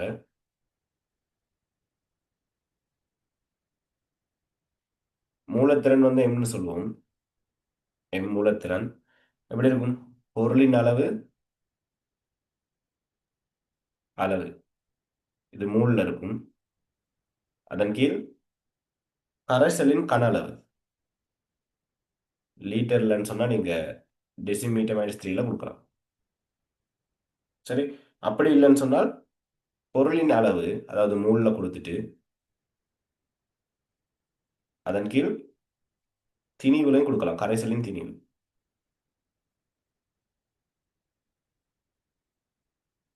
சார் இது வந்து மூலர் திணிவா? மூல திணிவுக்கு இந்த சமன்பாடு இருக்கா சார்? ரெண்டு சமன்பாடு இருக்கு. அதாவது பொருளின் அளவின் கீழ் அடர்த்தியா? அதாவது பொருளின் அளவு, அதன் கீழ் கரைசலின் திணிவுன்னு வரும். கரைசலின் திணிவு. Is okay. ஓகே, மேல வந்து அடர்த்தியில இது கன அளவு. சரியா?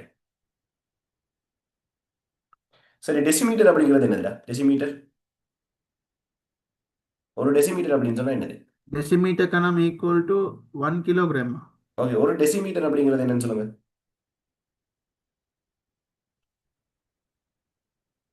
ஒரு டெசிமீட்டர் அப்படின்னா 10 சென்டிமீட்டர். சரியா? ஒரு டெசிமீட்டர் அப்படிங்கிறது 10 சென்டிமீட்டர்.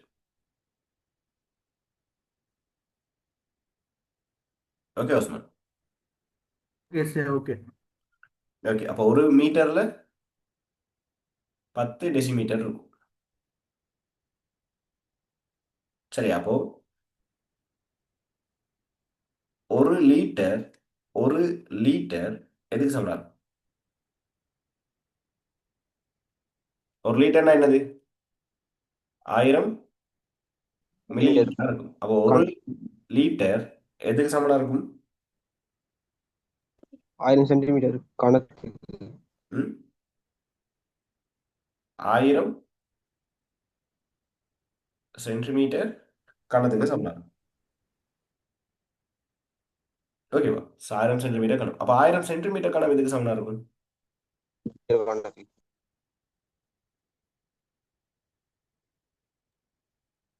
கிலோகிராமா? ஒரு கிலோகிராமுக்கு சமனா இருக்கும். இப்போ நீர்னு எடுத்தோம் அப்படின்னு சொன்னா ஒரு கிலோகிராமுக்கு சமனா இருக்கும். சரி, தீனியம் கண்டுபிடிக்கிறது இப்படிதான்.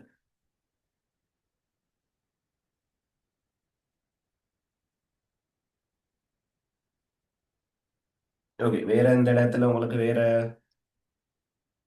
ஓகே, இவ்வளவு தண்டா, வேற விஷயங்கள் தேவைப்படாது. சரியா?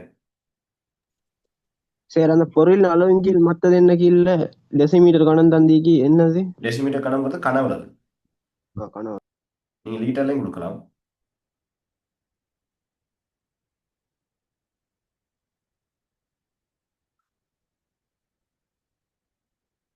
ஓகே, சம்டைம் வந்து அமில மூல தாக்கத்துல வேற உங்களை HCl ஓட என்ன செய்யலாம், வேற NaOH போட்ட மாதிரி அப்படி தாக்கம் வீதம் எதுவும் வரலாம். சரி, அப்படி கேட்கலாம். அடுத்து இங்க வெப்பநிலை, இப்ப நான் பார்த்தோம் தானே மேல வந்து தாக்கத்துல தாக்கிகளோட இது வந்து எப்படி செல்வாக்கு செலுத்தும் அப்படின்னு சொல்லி முதலாவது பார்த்தோம். ஆஹ் பாருங்க, இப்ப இந்த இடத்துல கேள்வி எப்படி இருக்கு? மேல உள்ள கேள்வி பாருங்க. இங்க வந்து உங்களுக்கு, அதாவது தாக்கிற வடிவம், பரப்பு வந்து எப்படி தாக்கம் செலுத்துங்கிற மாதிரியான செல்வாக்கு பார்க்கறதுக்காக தான் அது இருக்கு. ஓகே, அதுல வேற எப்படி வரலாம்? வேற என்னென்ன வரலாம்? வேற பாருங்க, செறிவிட செல்வாக்கு. சரியா? வெப்பநிலையிட செல்வாக்கு, சம்டைம் வந்து ஊக்கி ஒன்று போட்டீங்க அப்படின்னு சொன்னா ஓகே இந்த மாதிரியான ஏதாவது ஒரு ப்ராக்டிக்கலோட சேர்ந்த மாதிரியான கேள்வி வரலாம். இப்போ இந்த இடத்துல அவங்க இப்போ பௌதிக நிலை ஒன்றை மட்டும் கொடுக்கறனால அப்படி இல்லாமல் உங்களுக்கு அந்த இடத்துல ஊக்கிட செல்வாக்கு, செறிவின் செல்வாக்கு, வெப்பநிலையிட செல்வாக்கு எப்படி தாக்கம் செலுத்துங்கிற மாதிரியான ஒரு கேள்வி அப்படி வர்றதுக்கான சான்ஸ் இருக்கு. சரி, அடுத்து தாக்க வீத படிகள், அதாவது பல்படி, தனிப்படி தாக்கம் அது வந்து போன முறை வந்துருச்சு. ஸோ அதனால அதுகள் மேபி வந்து சான்ஸ் குறைவு. பட் என்ன கேட்கலாம் அப்படின்னு சொன்னா தாக்கம் நடைபெறுவதற்கு பூர்த்தி செய்ய வேண்டிய நிபந்தனைகள் இது கொஞ்சம் கேட்கலாம். சரியா, என்ன செய்யணும்? கட்டாயம் வந்து தாக்கிகள் ஒன்றோட என்ன செய்யணும்? மோதல் இருக்கணும். அடுத்து ஏவன் சக்தி திசை தாங்கி மோதுகை அடையணும். சரியா, so இந்த மாதிரியான கேள்வி வரலாம்.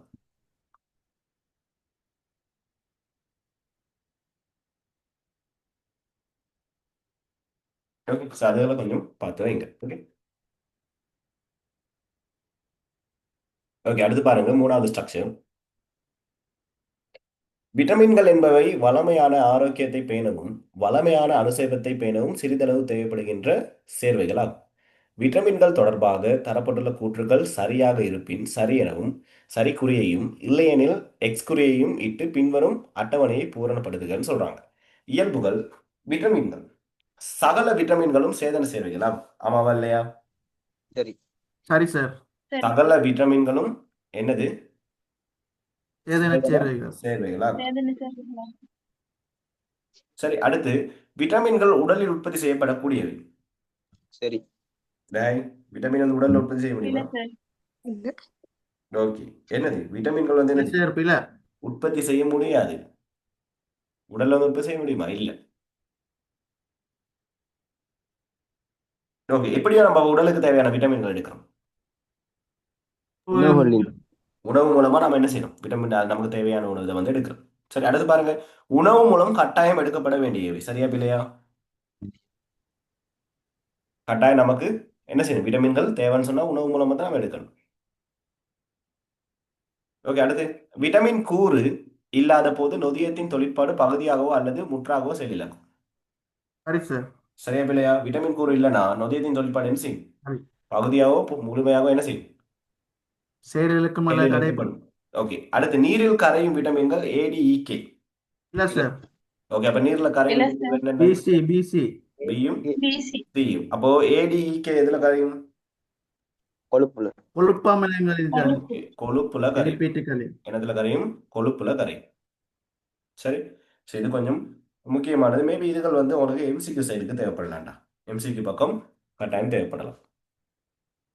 அடுத்து பாருங்க, இரண்டாவது கேள்வி பாருங்க. எந்த விட்டமின் குறைபாடு காரணமாக பின்வரும் குறைபாடு அறிகுறிகள் தோன்றும் என அட்டவணையில் குறிப்பிடுக. குறித்த விட்டமின் வகை அடங்கியுள்ள ஒவ்வொரு உணவுப் பொருள் வீதம் எழுதுக. முதலாவது பாருங்க, குறைபாட்டு அறிகுறி. குருதி உறைவது தாமதமாக. Vitamin K. விட்டமின் விட்டமின் ஏ. விட்டமின் ஏயா குருதி உறைவது கே. தாமதமாகிறது? Vitamin K. Vitamin K sir. K. அதாவது விட்டமின் கே வந்து குறைஞ்சிச்சு அப்படின்னு சொன்னால் உங்களுக்கு குருதி உறைவதற்கு தேவையான மூலக்கூறுகள் உற்பத்தி ஆகிறது என்ன செய்யும்? தாமதமாகும். சரியா, விட்டமின் கே அடங்கியுள்ள உணவு என்னது? கீரை, கீரைல. நார்ப்பொருள்கள். ஓகே, பாத்தீங்கன்னு சொன்னா இந்த குருதி உறையிறது நோய் எதுவும் இருந்துச்சு அப்படின்னு சொன்னா அவங்கள வந்து அந்த நல்லா ஈரல் வந்து சாப்பிடுங்கன்னு சொல்லுவாங்க. நல்லா ஆட்டு ஈரல்லாம் சாப்பிடுங்க அப்படின்னு சொல்லுவாங்க. சரியா, ஈரல்ல வந்து மெயினா இருக்கும். சரியா, கீரை வகைகள் அதுலயும் இருக்கும். சரி, அடுத்து மாலைக்கண். A. Vitamin vitamin A. A. Okay, அப்போ விட்டமின் ஏ வந்து எதுக்கு பொருத்தமானது? மாலைக்கண். அதாவது பார்ப்பதற்கு நிறப்பொருட்கள் இதுகளை வந்து தேவைப்பட்ட நிறப்பொருட்கள் உண்டாக்குறதுக்கு வந்து விட்டமின் ஏ வந்து முக்கியமானது. சரி, அடங்கியுள்ள உணவு பார்த்தீங்க அப்படின்னு சொன்னால் மஞ்சள் கரு. ஓகே, அதாவது என்ன செய்வாங்க? முட்டை, ஓகே, மீன், வேற பால், பழங்கள்லாம் நல்லா சாப்பிட சொல்லுவாங்க பாருங்க. அந்த கண்கலாம் வந்து கண் நோய் இதுகள்லாம் உள்ளவங்களுக்கு வந்து கட்டாயம் வந்து பழங்கள் இதுகள் சாப்பிடுங்க. சரி, அதை சொல்லுவாங்க. மரக்கறிகள், சரி, நல்லா மஞ்சள் கலர்கள் இருக்கக்கூடிய மரக்கறிகள் இதெல்லாம் சாப்பிட சொல்லுவாங்க. சரி, ஓகே, அடுத்து கடைவாயவிதழ். Vitamin C. பி2. விட்டமின் சியா. என்னதுக்கு வரும்? Vitamin B.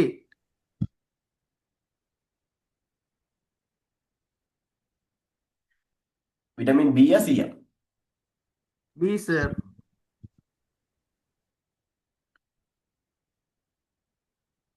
ஓகே இது பாருங்க, விட்டமின் பியும் வரும், விட்டமின் சியும் வரும். சரியா? பிரதானமா வந்து விட்டமின் பியை சொல்லலாம், பட் விட்டமின் சியும் வரும். ஓகேவா? சரி, இருக்கக்கூடிய உணவுகள், இருக்கக்கூடிய பச்சை உணவுகள். பால் பொருட்கள். ஓகே, பால் பொருட்கள், தானியங்கள், முட்டை, இறைச்சி, இதெல்லாம் சொல்லலாம். ஓகே, விட்டமின் இ என்னதுக்காக பயன்படும்?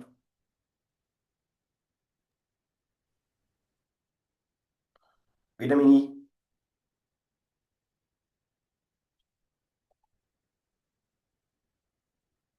சரி, விட்டமின் டி என்னதுக்கு? Vitamin D.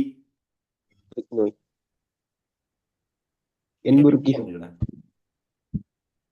பாருங்க, நான் உங்களுக்கு வந்து அந்த விட்டமின் டி குறைபாடு, விட்டமின் டி குறைபாடு காரணமா வரக்கூடிய பிரதானமான நோய் என்னது? என்புருக்கி சார். என்புருக்கி நோய் வந்து வரும். சரி, எலும்பு வந்து என்ன செய்யும்? உருகும். சரி, என்னதுக்காக இது? பால் உணவுகள், மீன், ஈரல், அதாவது எண்ணெய், இதுக்கெல்லாம் நல்லா சாப்பிடணும். சரியா? Vitamin D. சரி, அதாவது கல்சியத்தோட சம்மந்தப்பட்ட மாதிரி இருக்கும். நீங்க பல் அந்த இதுகள், சரி, இதுகளுக்கெல்லாம் வந்து நீங்க என்ன செய்வீங்க? விட்டமின் டி வந்து எடுங்கன்னு சொல்லுவாங்க. விட்டமின் இ என்னத்துல இருக்கும்? கீரை வகை தானியங்கள்ல இருக்கும். ஒட்சியேற்ற தெரியாத தொழிற்படும்.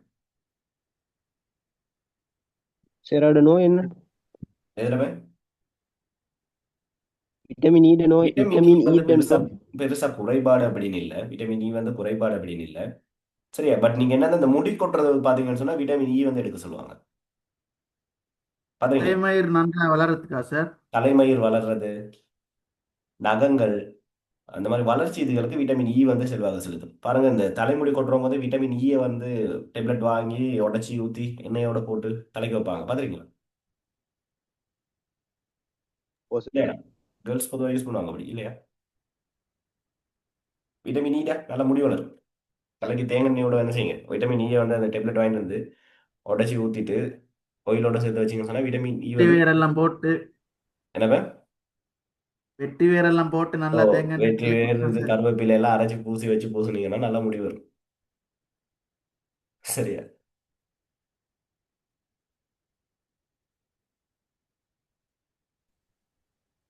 ஓகே, அடுத்த கேள்வி.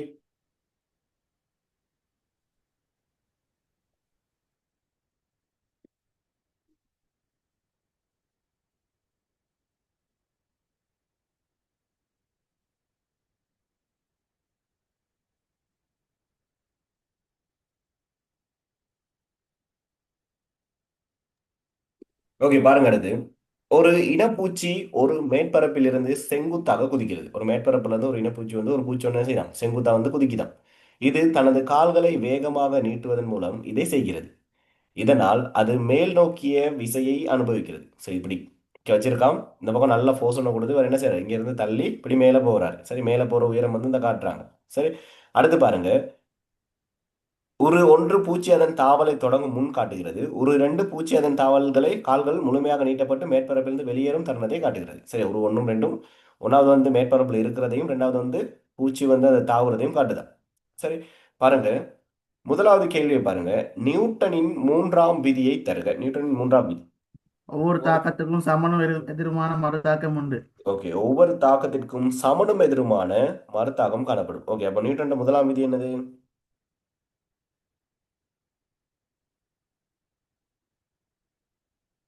அப்படியே சொல்லுங்க, நியூட்டன் முதலாம் விதி.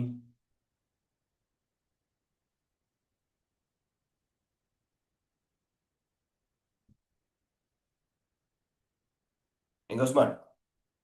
ஆமாம்.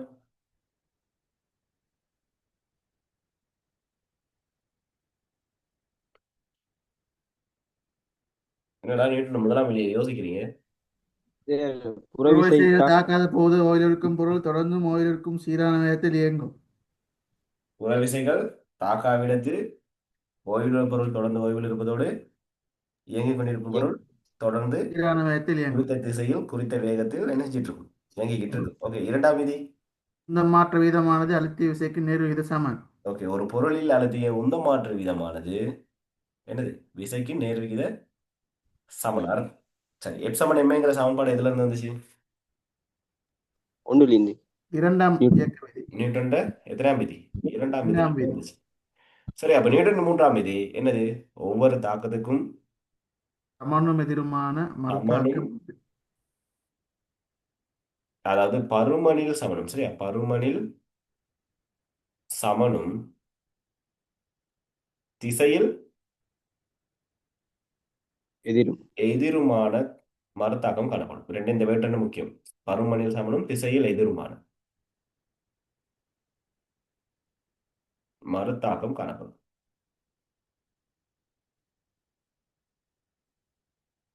ஓகே, அடுத்து பாருங்க. நியூட்டனின் மூன்றாம் விதி எவ்வாறு மேல் நோக்கிய விசையை உருவாக்குகிறது? எப்படி உருவாக்குது இந்த பூச்சிட?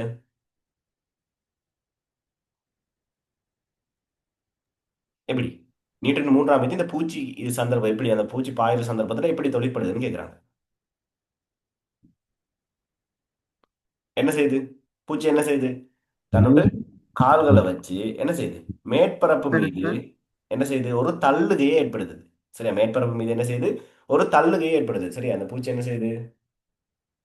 இந்த பூச்சி என்ன செய்யுது? தனது கால்களை வச்சு மேற்பரப்பின் மீது ஒரு தள்ளுகையை ஏற்படுத்துது. இந்த தள்ளுகை காரணமா என்ன செய்யுது? இந்த மேற்பரப்பு சமனும் எதிருமான மறுவிசையோட கொடுக்குது. சரியா? அப்போ சமனும் இந்த தள்ளுகைக்கு எதிரான என்ன செய்யுது? சமனும் எதிருமான மறுவிசையை கொடுக்குது. இதன் காரணமா தான் என்ன செய்யுது? பூச்சி என்ன செய்யுது? மேல் நோக்கி போகுது. சார், சொல்லுங்க. இந்த சமணம் எதிருமான மறுவிசைக்கு விளைவில் விசைன்னு சொல்லலுமா? இல்ல, விலையில் விசை சொல்லல. Okay sir. பொதுவா விலையில் விசை அப்படிங்கிறது ரெண்டு மூணு விசைகள் ஒரு இடத்துல தொழிற்பட்டு அதுல இருந்து நமக்கு கிடைக்கக்கூடிய எவரேஜ் விசையை தான் சொல்லுவோம். Okay sir. ஓகே. சரியா? இப்ப பாருங்க, இப்ப இந்த பூச்சிக்கு என்ன செய்யணும்? இந்த தரைன்னு சொல்ல இல்லாத மேற்பரப்பு. ஏன்னா அவங்க தரைன்னு இதை மென்ஷன் பண்ணல, கட்டாயம் நீங்க மேற்பரப்புன்னு தான் சொல்லணும். அப்போ கால்களை வைத்து என்னது? தரை மீது தள்ளுகை ஒன்றை பூச்சி வழங்கும் போது என்ன செய்யும்? இந்த மேற்பரப்பு சமனும் எதிருமான மேல் நோக்கிய விசையொன்றை என்ன செய்யும்? வழங்கும். இப்படிதான் என்ன செய்யுது? நியூட்டன் மூன்றாம் விதி இந்த இடத்துல வந்து தொழிற்படுது. ஓகே, அதை எழுதி சார், அதை திருப்பி சொல்லுங்களே. எழுதிக்கோங்க. பூச்சி தனது கால்களை வைத்து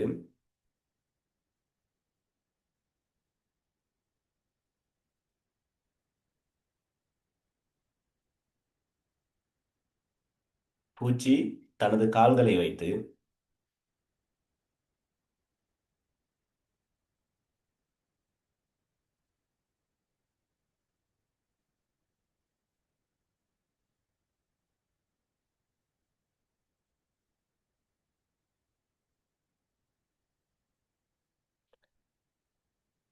மேற்பரப்பின் மீது தள்ளுகை விசையொன்றை வழங்கும் போது மேற்பரப்பின் மீது தள்ளுகை விசையொன்றை வழங்கும் போது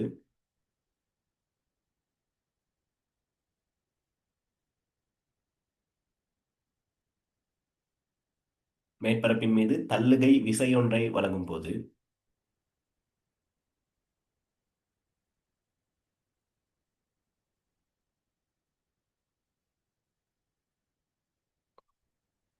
மேற்பரப்பானது மேற்பரப்பானது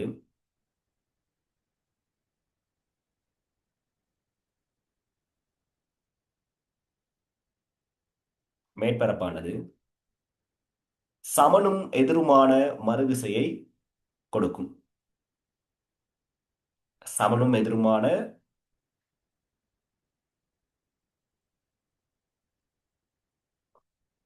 விசையை கொடுக்கும்.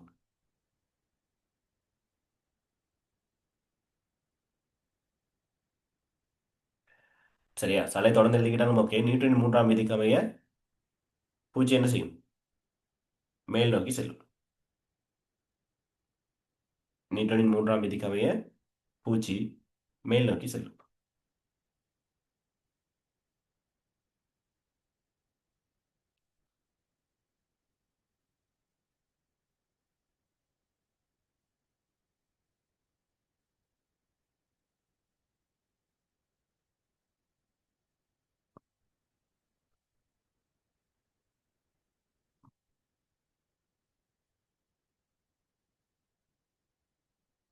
ஓகே, அடுத்து பாருங்க. மூன்றாவது கேள்வி, ஆன்சர் போட்டுடுங்க பாப்போம். பூச்சியின் கால்கள் மேற்பரப்பிலிருந்து வெளியேறும் தருணத்தில் அதன் உடல் 0.44 மில்லிமீட்டர் உயர்த்தப்பட்டு 0.95 மீட்டர் செகண்ட் -1 வேகத்தில் நகர்கிறது. புறப்படும் போது பூச்சியின் சராசரி ஆர்முடுகளை காண்க. சராசரி ஆர்முடுகள் என்னன்னு கேட்குறாங்க. சரி, கீழே பாருங்க சமன்பாடு தந்திருக்காங்க. v வர்க்கம் 7 u வர்க்கம் பிளஸ் 2asன்னு தந்திருக்காங்க. இப்படி சமன்பாடெல்லாம் அவங்க தர மாட்டாங்க ஃபைனல்ல. சரியா? நீங்க தான் இந்த இடத்துல என்ன சமன்பாடு வரணும்னு கண்டுபிடிக்கணும். ஓகே, பாருங்க உடல் வந்து என்ன செய்தான் 0.44 மில்லிமீட்டர் உயருதான். சரி, அப்ப இது என்னத்துல வரும்? எஸ்க்காக போட்டீங்கன்னா சரி. ஆர்முடுகள் தான் கேள்வி, ஏ தான் கேள்வி. சரி, ஆரம்ப சார் வேகம் உங்களுக்கு தெரியும், இறுதி வேகம் 1025 தந்திருக்காங்க. தசம் 6 மீட்டர் செகண்ட் -2. எவ்வளவு வருது? 1025 தசம் 6 மீட்டர் செகண்ட் -2. ஓகே, வேற? Sir 1.79 metre second -2. ஓகே, பாப்போம். 1.79 மீட்டர் செகண்ட் -2. ஓகே, பாருங்க v வர்க்கம். சரி, நமக்கு இங்க தெரியும் வேகம் இருக்கு எவ்வளவு? 0.95 வர்க்கம் சமன் u வர்க்கம். ஆரம்ப வேகம் எப்போதும் 0 தான் இருக்கும். u வர்க்கம் 0. சரி, 2 ஏ தான் கேள்வி. எஸ் வந்து பாருங்க 0.44 மில்லிமீட்டர்ல இருக்கு. நம்ம கட்டாயம் மீட்டருக்கு மாத்தணும். மீட்டருக்கு மாத்திரம் என்ன செய்வோம்? 10 மறை 3 சேர்ப்போம். ஓகேவா? இப்போ என்ன செய்யுங்க? 0.95 வர்க்கம் எவ்வளவு வரும்? 0.9025. 0.95 0.25. 92 95 0.025. 9025. சரி, இங்க பாருங்க 2 ஏ தர இந்த இது அப்படி நான் இங்கே கொண்டு வந்துடுவோம். சரி, அப்போ இங்கே கொண்டு வந்தோம் அப்படின்னு சொன்னால் 0.9025 அதன் கீழ் 0.44 தர 10 சமன் 2 என்று இருக்க போகுது. சரி, இவர் அப்படியே மேலே கொண்டு போங்க. மறைய மேலே கொண்டு போனீங்க அப்படின்னு சொன்னால் 902.5 நீங்க பிரிக்கணும் 0.44 சமன் 2 என்று இருக்கும். எவ்வளவு வருது? ஏ சமன் பிரிச்சிங்க அப்படின்னு சொன்னால் 1025 தசம் 6 1025.56 கிட்ட வரும். 6 வந்தாலும் ஓகே. மீட்டர் செகண்ட் -2 அளவு -2. முக்கியம். சரியானாக்கள்? சரியானாக்கள் ரைசன் பண்ணுங்க பாப்போம். வேற?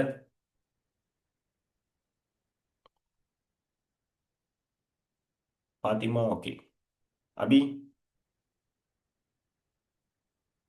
லோஷன், ஸ்னேகா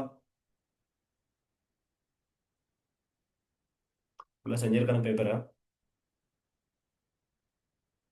நல்ல பேப்பர் ஃபுல்லாக செய்யுங்க. சரியா? ஓகே, அடுத்து பாருங்க பூச்சியின் திணிவு 0.0 சரியா 4 தர 10 கிலோகிராம் ஆகும். மேற்பரப்பில் இருந்து வெளியேறும் தருணத்தில் பூச்சி மீது செயல்படும் செங்குத்து விசையை காண்க. பூச்சியின் திணிவு 4 தர 10 சொல்றாங்க. மேற்பரப்பில் இருந்து வெளியேறும் தருணத்தில் பூச்சி மீது செயல்படும் செங்குத்து விசையை காண்க. செங்குத்து விசை என்னன்னு கேட்குறாங்க. உங்களுக்கு என்ன தெரியும்? மேலே என்ன கண்டுபிடிச்சிட்டீங்க? ஆர்முடுகள் ஏ கண்டுபிடிச்சிட்டீங்க.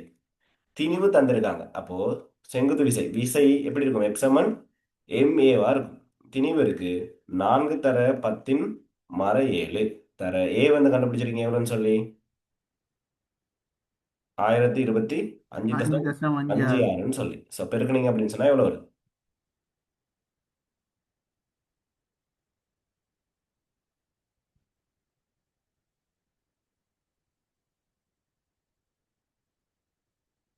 நாலு தசம் 14 தர 10 நியூட்டன்.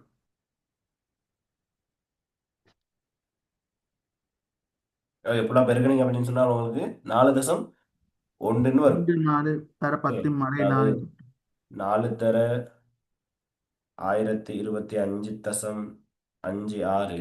ஸோ உங்களுக்கு வரும் ஆன்சர் 4102.24 தர 10 இது சுருக்குனீங்க அப்படின்னு சொன்னா 3க்கு சுருக்கலாம். சுருக்குனீங்க அப்படின்னு சொன்னா 4.1 தர 10 வரும் நியூட்டன். சரி, நியூட்டன் கட்டாயம் முக்கியம். சரியானாக்கள்?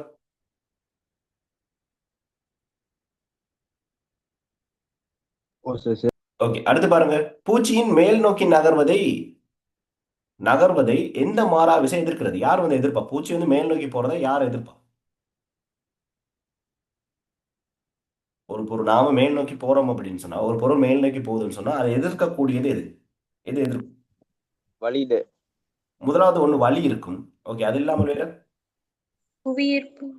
ஓகே, எந்த மாறா விசைன்னு கேக்குறாங்க. அப்ப வலி நீங்க சொல்லலாம், பட் எந்த மாறா விசை அப்படிங்கிறது தான் கேள்வி. அப்ப மாறாத விசை ஒண்ணு இப்ப எப்படி இருக்கும்? என்னவா இருக்கும்? புவியீர்ப்பு விசையா இருக்கும். என்னது? புவியீர்ப்பு விசையா இருக்கும். ஓகே, புவியீர்ப்பு விசை. சரியா? மாறா விசைன்னு கேக்குறாங்க. வலியை சொல்லலாம், பட் அது மாறா விசை அப்படிங்கும்போது புவியீர்ப்பு விசை தான் சொல்லணும்.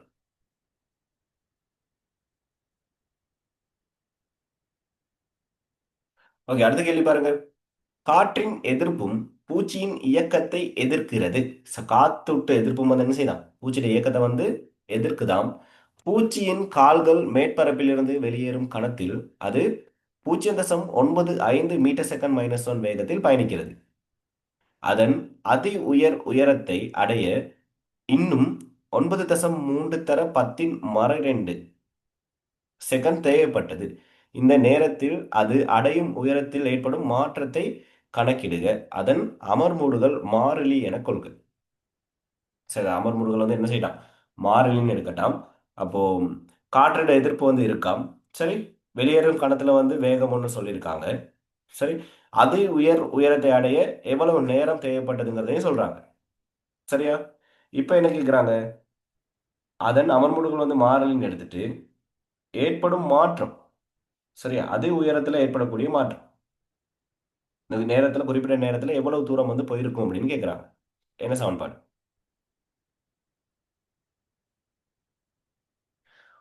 சென்ற தூரம், தூரம் சமன்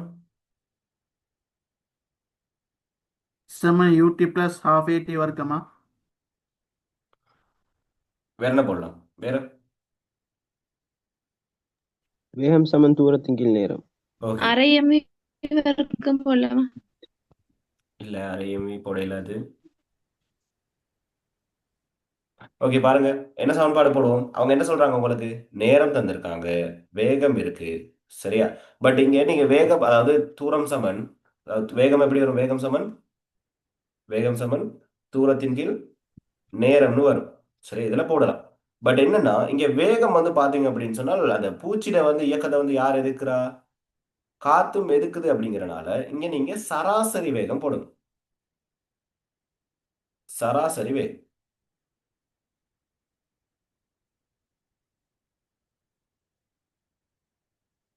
ஓகே, அப்ப நம்ம என்ன செய்ய போறோம்?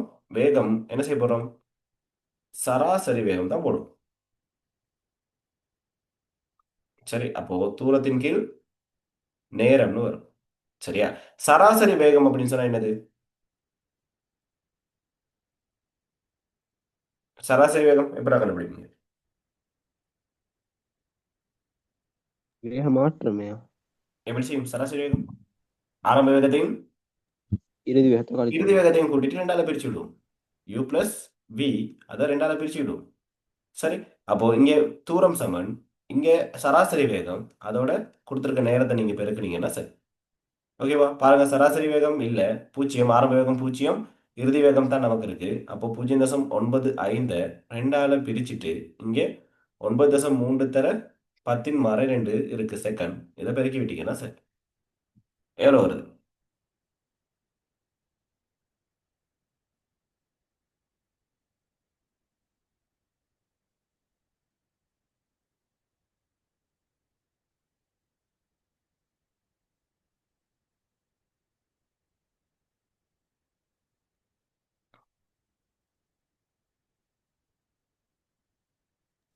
சரி, 4.41 தர 10^2.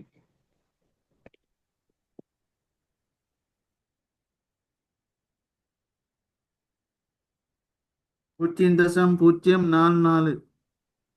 அதாவது உங்களுக்கு எப்படி வரும்?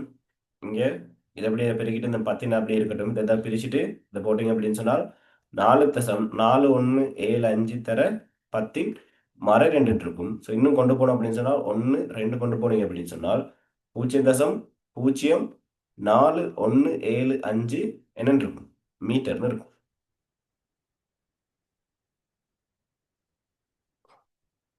சரி, அந்த குறிப்பிட்ட நேரத்துல அவர் அடையிற உயர மாற்றம் இவ்வளவா இருக்கும். சார் அவ்வளோ தானத்தையும் போடணுமா? 4 தானத்தையும்? 4 தானத்தையும் தேவையில்ல, 0.042ன்னு போட்டா ஓகே.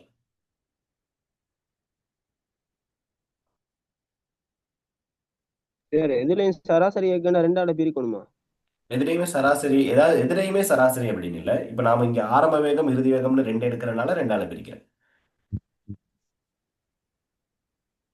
இல்ல பொதுவா சராசரி கேட்க வேண்டாம், பொதுவா மொத்தத்தால சராசரி அப்படிங்கும்போது பாருங்க, 10 பேர் இருக்க இடத்துல 10 பேரோட மார்க்ஸ் தந்துட்டு சராசரி கேட்டாங்கன்னு சொன்னா 10 பேரோட மார்க்ஸையும் கூட்டிட்டு என்ன செய்யும், 10ஆல பிரிக்கும். இப்போ கூட பிரிக்கணுமா? டோட்டல் மார்க்ஸ் எவரேஜ் கேட்டா என்ன செய்யும், டோட்டல் மார்க்ஸ், ஃபுல்லா டோட்டல்.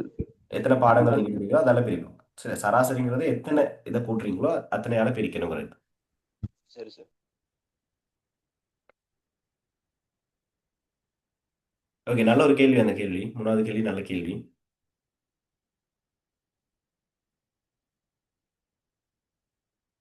ஓகே, இதுவும் நல்ல கேள்விதான். பாருங்க,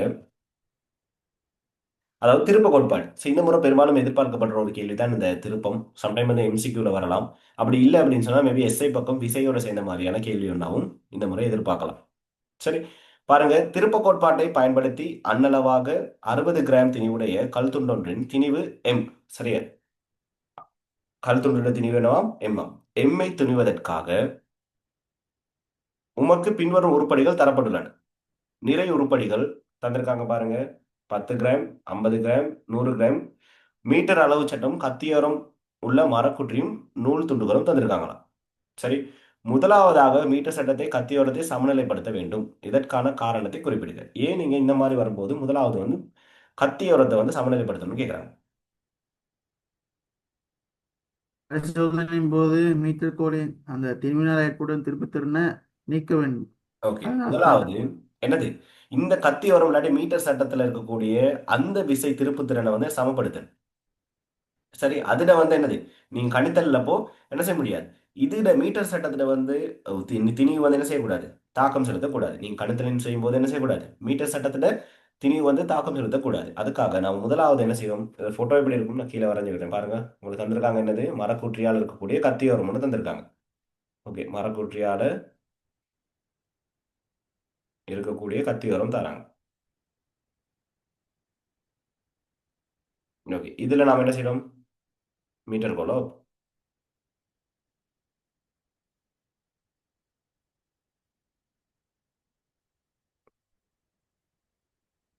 ஓகே, முதலாவது இந்த மீட்டர் கோலை சமப்படுத்தணும். ஏன் இதை சமப்படுத்தணும், இதுல இருக்கக்கூடிய விசை என்ன செய்யக்கூடாது, நீங்க கணித்தல்ல இருக்கும்போது என்ன செய்யக்கூடாது, செல்வாக்கு செலுத்தக்கூடாதுங்கிறதுக்காக நாம வைப்போம். சரியா, ஓகே. அடுத்து பாருங்க, பி கேள்வி. தரப்பட்டுள்ள சார், 3 நிறைகளின்படி பொருத்தமான நிறைப்படி எது, இது மூணுல எது உங்களுக்கு பொருத்தமானதா இருக்கும்.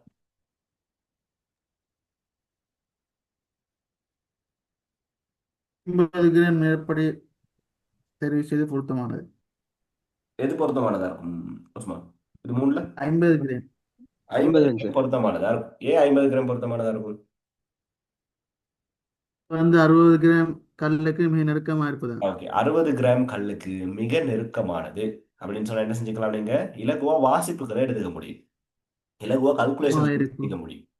சரி, இதுக்காக தான் நம்ம என்ன செய்யணும், இந்த 50 கிராம் இதை வந்து தெரிவு செய்யும். இந்த அன்னளவா வந்து 60 கிராம் சொல்லியிருக்காங்க. அப்போ நாம அதுக்கு கிட்டத்துல உள்ளதை எடுக்கும்போது 50 கிராம் என்னவா இருக்கும், பொருத்தமானதா இருக்கும்.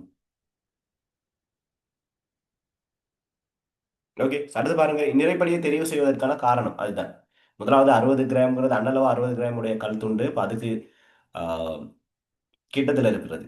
சரி, 50 கிராம். அடுத்து இலகுவான கணித்தல்களை வந்து செஞ்சுக்க முடியும்.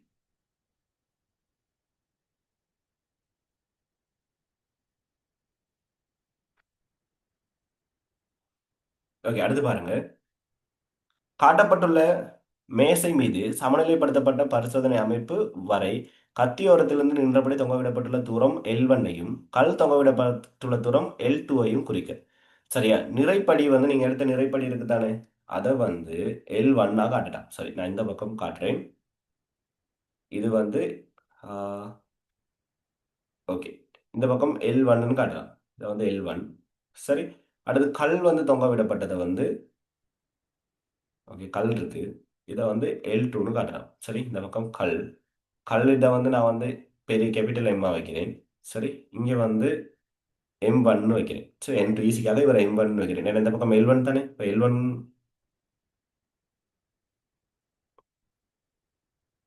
ஓகே. ஸோ கல் தொங்க விடப்பட்டுள்ளது. பாருங்க கத்தியோரத்தின் நிறைப்படி தொங்க விட்டுள்ள தூரம் L1. அப்போ அதனால நான் M1 வைக்கிறேன். இவர் கேபிட்டல் M இருக்கட்டும்.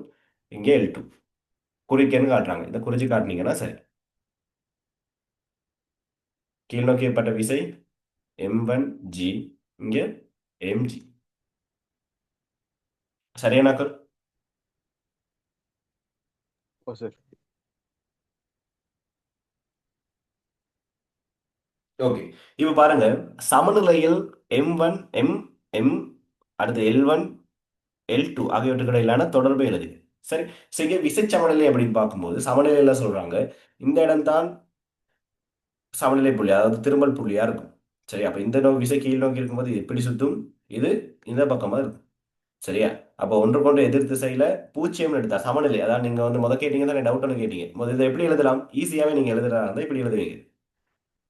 எப்படி? ML1 சமன் ML2. M1 தர L1 சமன் இங்கே M2 into M L2. L2. சரி, நீங்க இதை M2லாம் காட்டலாம், பிரச்சனை இல்லை. பட் நான் இவங்க இப்படி கொடுத்துருக்கனால தான் நான் இப்படி காட்டுறேன். சரி, இதை M1 தான் எடுத்திருக்கேன், இதை M1 எடுத்திருக்கேன். சரி, நீங்க இங்க ஓகே வந்து சார். இப்படி காட்டுனீங்க அப்படின்னு சொன்னா நீங்க இப்படி மாத்தி காட்டலாம், பிரச்சனை இல்லை. சரி, இப்படி வரும். இதுதான் தொடர்பு. பட் உண்மைக்குமே விசை சமநிலை அப்படிங்கும் போதுடா, இப்போ நாம ஒரு பக்கமா எடுக்கிறோம், இந்த பக்கமா இருக்கும், இந்த பக்கமா எடுக்கும்போது சரி இது என்னதுக்கு சமனா இருக்கும்? 0 சமன் ML2 மைனஸ் M1 L1. சரி, இது இந்த பக்கம் வாரனால தான் இது பிளஸ்ஸா மாறும். சரி, இதுக்கு இது சமனா இருக்கு. சரி, விசை சமநிலை இப்படி தான் இருக்கும் உண்மையாலுமே. பட் நீங்க இப்படி தான் படிச்சிருப்பீங்க. பட் இதை ஞாபகம் வச்சுக்கோங்க, இப்படி போட்டா ஓகே. நீங்க முதல் கேட்டீங்க தானே ஏன் சார் அப்படி எழுதுனீங்க அப்படின்னு சொல்லி. ஓ சார். ஓகே, இதுதான் காரணம். ஸோ ஏன்னா திசை வேற. ஸோ இது இந்த பக்கம் தாக்கும், இது இந்த பக்கம் தாக்கும். இப்போ இந்த புள்ளி பத்தி எடுத்தோம் அப்படின்னு சொன்னால் இப்படி தான் எழுதணும், பூச்சியதுக்கு தான் சமப்படுத்தணும். சரி. அப்போ பட் நீங்க இப்படி படிச்சிருக்கனால பிரச்சனை, நீங்க இப்படியே போட்டு விடுங்க, டிரெக்டாக நீங்க ஆன்சர் போடுறீங்க, இப்படியே போடுங்க. சார் திசை உண்டா இந்த என்ன அப்ப? திசை ஒன்றா இருந்தால் ப்ளஸ் ஆகும். இப்போ இதுல இன்னொரு இது இந்த பக்கமா ஒன்று வருதுன்னு வைங்களேன். இப்போ இந்த பக்கமா இன்னொரு திணிவை கொடுத்தா இதை இவரோட என்ன செய்வார்? இவருக்கு இவர் என்ன செய்வார்? சமமா இருப்பார். கூட்டணும், இதெல்லாம் கூட்டுறது இதுக்கு சமனா இருக்கும். சார் விசை திருப்பத்தில் தனி ஒரு கேள்வி தானே ஸ்ட்ரக்சர். சம்டைம் விசை திருப்பத்தோட சேர்ந்து தனியான சார் கேள்வி ஒன்றும் வரலாம். திருப்புத்திறன் கோட்பாடு. என்ன சார்? திருப்புத்திறன் கோட்பாடு தானே சார் ஓ, ஃபுல்லா. திருப்புத்திறன் கோட்பாடு தான். இதுவும் ஒரு திருப்புத்திறன் கோட்பாடு தான். பட் இதுல வந்து உங்களுக்கு நேரடி ஆன்சர்ஸ் எதுவுமே கண்டுபிடிக்கிற மாதிரி வரல இதுல. பட் ஃபைனலுக்கு சம்டைம் வந்து இப்படி வரலாம், ஆன்சர்ஸ் கண்டுபிடிக்கிற மாதிரி வரலாம்.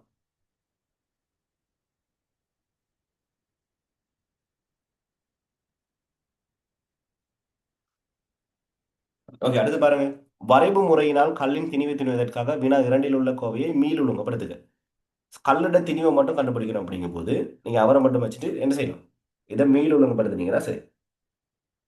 வரைவு முறையால சரி, வரைவு முறையால செய்யணும் அப்படிங்கும்போது இதை மீள் ஒழுங்குபடுத்துங்க. என்ன செய்யலாம்? இந்த பக்கம் L2 மட்டும் வச்சுட்டு இவர் இந்த பக்கம் கொண்டு வாங்க. சரியா? அப்போ M1 அது கீழே M தர L1 சமன் L2 இருக்கும். சரி.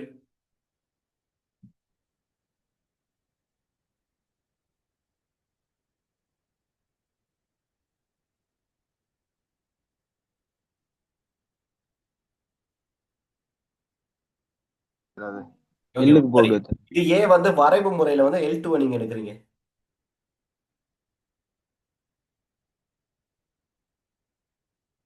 சமன்பாடு எப்படி இருக்கும்? y சமன் mx இருக்கும். mங்கிறது படித்திறன். ஸோ படித்திறன் மாறாது. பட் எக்ஸும் yயும் என்ன செய்யலாம்? மாறலாம். சரி, அப்போ இங்க M1 கீழ் mங்கிறது படித்திறன். ஸோ இதோட திணிவும் மாறுமா? மாறாது. சரியா? பட் என்ன செய்யலாம்? L1 மாறணுச்சு அப்படின்னு சொன்னால் L2 என்ன செய்யலாம்? மாறலாம். சரியா? அப்போ y சமன் mx இங்க mxங்கிறது தான் எடுத்திருக்கு. Okay sir. அதான் இந்த வரைவு மூலமா காட்டுறதுக்காக எப்படி எடுக்கிறோம். இப்போ நீங்க யோசிக்கலாம், நம்ம M தானே கண்டுபிடிக்க போறோம், ஏன் இப்படி எடுக்கிறோம் அப்படின்னு சொல்லி. அப்போ என்ன செய்யக்கூடாது? வரைவுல காட்டும் போது y7 mx தானே, அப்போ m வந்து மாறக்கூடாது. படித்திறன் அப்படியே தான் இருக்கணும். அப்போ மாறாத பெறுமதிகள் எது எது? இந்த பக்கம் இருக்க இந்த திணிவும் இந்த பக்கம் இருக்க கல்ட திணிவும் மாறாது. பட் என்ன செய்யலாம்? L1ம் L2ஐ நாம என்ன செய்யலாம்? மாத்தலாம். Okay sir. ஓகே, அடுத்து பாருங்க. 4வது கேள்வி. கத்தியோரத்திலிருந்து நின்றபடி தொங்கவிடப்பட்டுள்ள தூரம் L1 ஆனது உமது விருப்பப்படி மாற்றப்பட்டால் சாரா மாறியையும் சார் மாறியையும் எழுது. இல்ல இது சாரா மாறி L1. L1. சரி, அப்ப நாம என்ன செய்யறோம்? L1 தூரத்தை தான் நான் என்ன செய்றேன்? எனது விருப்பப்படி என்ன செய்றேன்? மாற்றுறேன். சரி, அப்ப L1 தூரத்தை நான் எனது விருப்பப்படி என்ன செய்றேன்? மாற்றேன். அப்போ L1 தான் என்னவா இருக்கும்? சாரா மாறியா இருக்கும். அப்ப சார் மாறி எதை சார்ந்து இருக்கக்கூடிய மாறி எது? L1ஐ சார்ந்து இருக்கக்கூடியது L2. L2.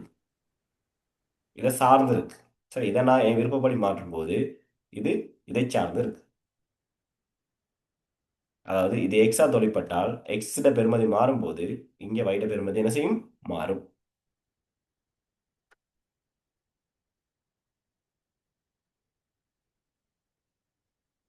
சரி, நல்ல ஒரு கேள்வி. உண்மைதான், நல்ல ஒரு கேள்வி. மேபி இந்த முறை எதிர்பார்க்கப்படக்கூடிய ஒரு கேள்வி. சரி, அடுத்து பாருங்க. அச்சுக்களை எழுதி அண்ணளவாக வரைவை வரைக. அச்சுக்களை எழுதி அண்ணளவாக வரைவை வரைக அப்படின்னு சொல்றாங்க. சரி, அச்சுக்கள் பாத்தீங்க அப்படின்னு சொன்னால் Y சமன் mx plus c தானே? வைசமன் எம்எக்ஸ் மட்டும்தான் வரும். வைசமன் எம்எக்ஸ்னு வரும். ஸோ படித்திறன் எப்படி இருக்கும்? படித்திறன் படித்திறன் பாருங்க, M1 கீழ் எம்னு இருக்கும், தான் படித்திறன். சரி, ஸோ இந்த பக்கம் L2 தான் வையா இருக்கும், L1 தான் எக்ஸா இருக்கும். சரி, படித்திறன் இதுதான். ஸோ மாற போறது இல்லை. அப்போ இவர் இங்க அதிகரிக்க அதிகரிக்க அதிகரிக்க இவர் இங்க அதிகரிப்பு அதிகரிக்க இவர் என்ன செய்வார்? அதிகரிச்சுட்டு போவார். வரைவு இப்படி வரும். சமன்பாடு கேட்டாங்கன்னு சொன்னா y சமன் mxன்னு வரும். படித்திறன் நீங்க வேணா போட்டுக்கலாம். ஏன் சார் சி வரல? இதுல சி இல்லப்ப, சி இருக்காது. அங்க இல்ல தானே, சமன்பாட்டுல இல்ல தானே. சரி சார்.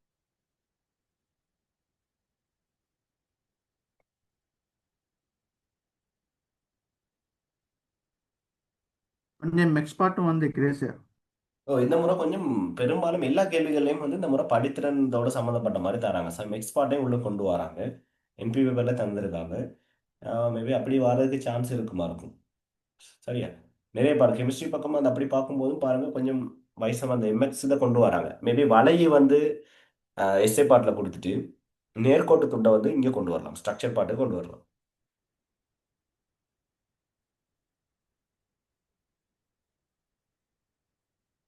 ஓகே, டி கேள்வி பாருங்க.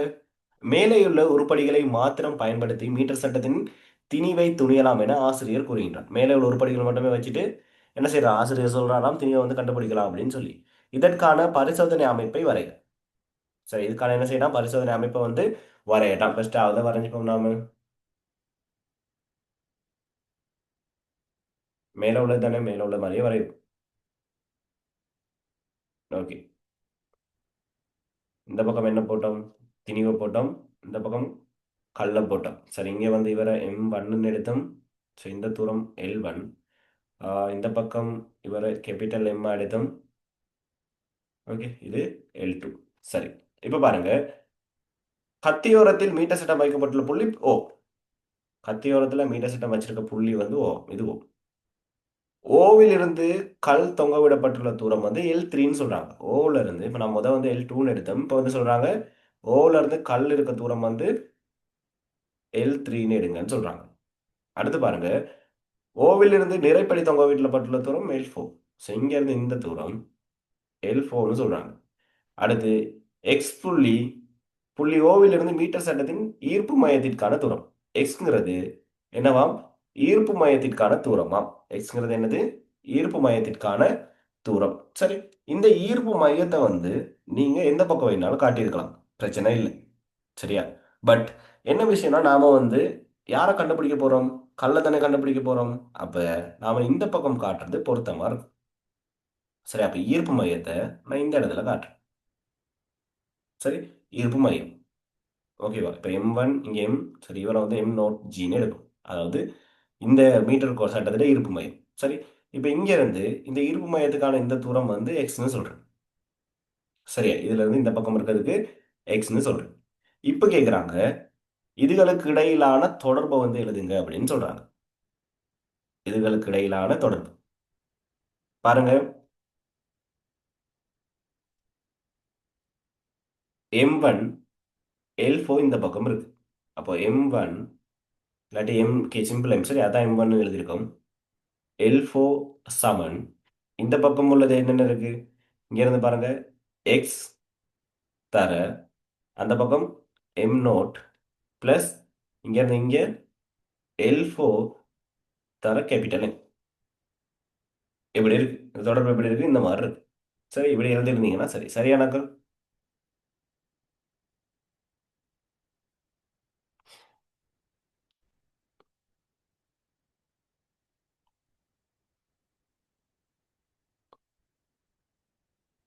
சரி, கீழே இப்போ வரைவை வரைவதற்கான தொடர்பை மீள ஒழுங்குபடுத்துங்க. வரைவை வரைவதற்காக மீள் தொடர்பு படுத்துங்க.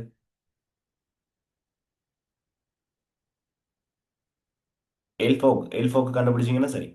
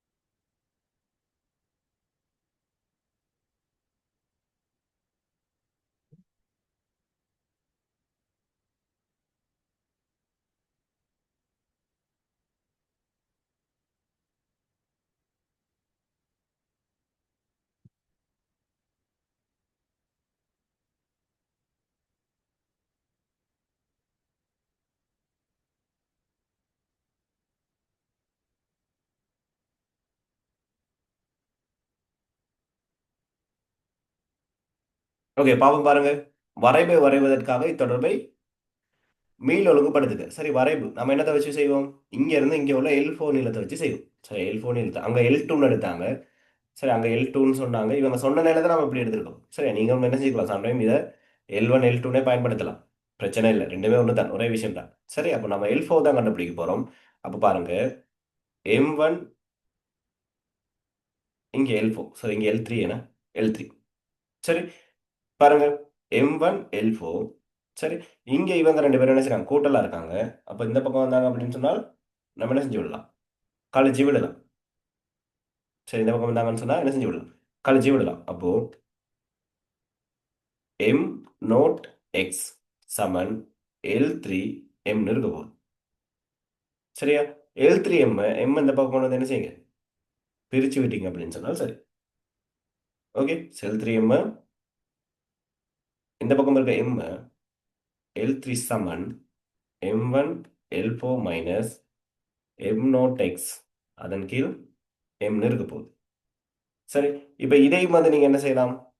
பிரிச்சு எழுதுறீங்க அப்படின்னு சொன்னா இதையும் வந்து நீங்க பிரிச்சு எழுதுறீங்க, தனித்தனியா பிரிச்சு எழுதுறீங்க அப்படின்னு சொன்னால் சரி, இங்க பாருங்க L3 சமன் M1 இன் கீழ் M L4 பிளஸ் இங்க எப்படி இருக்கும்?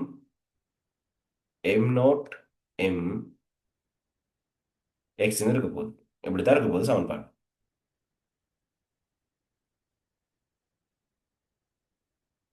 சரியா? ஓகே, சரி, இப்போ இதை வச்சு தான் நீங்க என்ன செய்யலாம்? வரைபடத்தை கண்டுபிடிக்கிறீங்க அப்படின்னு சொன்னால் இதை வச்சு செய்யலாம். சரி, இந்த எக்ஸ் வந்து இதுல வர எக்ஸ் இல்லை. சரி, அதை ஒன்னாவே சேர்த்து எழுதுங்க, பரவாயில்ல.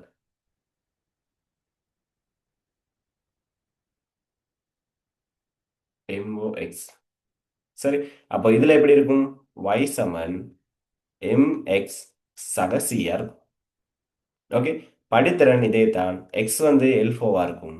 சரி, சி வந்து இதா இருக்கும். ஓகேவா? இதை பாருங்க, அடுத்த கேள்வி கேட்குறாங்க. 4வது கேள்வி, இவ்வரைவு முறையினால் மீட்டர் சட்டத்தின் திணிவு M0 எவ்வாறு துணிவுன்னு கேட்குறாங்க. மீட்டர் சட்டத்தின் திணிவை வந்து எப்படி கண்டுபிடிப்பீங்க, M0 எப்படி கண்டுபிடிப்பீங்கன்னு சொல்றாங்க. அப்ப என்ன செய்யணும்? படித்திறன் உங்களுக்கு வந்து தெரியும். அதாவது M1 M தெரியும் தானே, இந்த படித்திறன் தெரியும். அப்போ படித்திறன் தெரியறனால, சரியா, படித்திறன் இங்க தெரியறனால இங்க உள்ள எல்லையும் வச்சு இங்க உள்ள L4வையும் வச்சுட்டு என்ன செய்யலாம், y சமன் mx ல c மட்டும் தனியா கண்டுபிடிச்சிங்கன்னு சொன்னா சரி.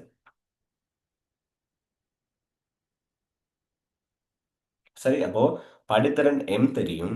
சரி, m இன் கீழ் m1 இன் கீழ் m தெரியும், படித்திறன் தெரியும், அதனால L4 இதுவும் தெரியும். அதையும் வச்சு என்ன செய்யலாம், வெட்டு துண்டு c வந்து கண்டுபிடிக்கலாம். சரி, வெட்டு துண்டை காணும் முறையில கண்டுபிடிக்கலாம்னு எழுதிருந்தீங்கன்னா சரி. சரியானாக்கள்? இதுல பிழைச்சிருந்தா மேபி இந்த இடத்துல நீங்க ஏதாவது பிழைச்சிருக்கலாம். விளங்கிச்சா? விலங்கினாக்கள் கொஞ்சம் ரைசன் பண்ணுங்க பார்ப்போம். சார் விளங்கின. சார் லாஸ்ட்டுக்கு எப்படி விட எழுதுல? ஓகே, லாஸ்ட்டுக்கு வந்து படித்திறன் வந்து தெரியும். சரியா, படித்திறன் தெரியும்.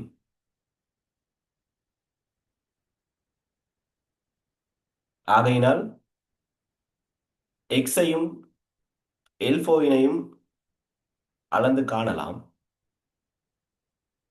சார் திருப்பி ஒரு ட்ரிப் சொல்லுங்களேன். ஓகே, எழுதிக்கோங்க. வரைவின் படித்திறன் தெரியும்.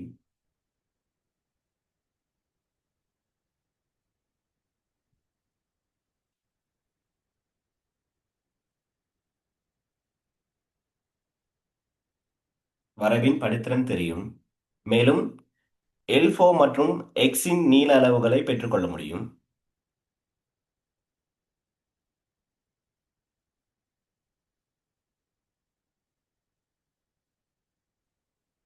மேலும் L4 எக்ஸ் ஆகிய தூர அளவீடுகளை பெற்றுக்கொள்ள முடியும்.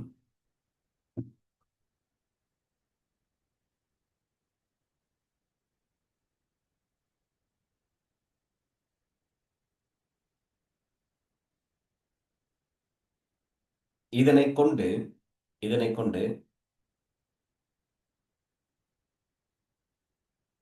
இதனை கொண்டு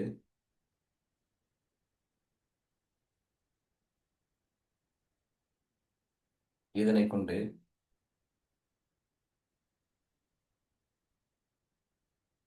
வெட்டு துண்டை காணும் முறையின் மூலம், பிராக்கெட்ல வேணா y சமன் mx சீன் போட்டுக்கோங்க. வெட்டு துண்டை காணும் முறையின் மூலம்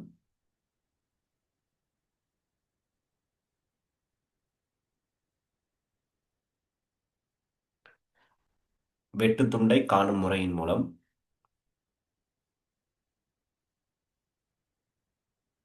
திணிவு m நோட்டை காணலாம்.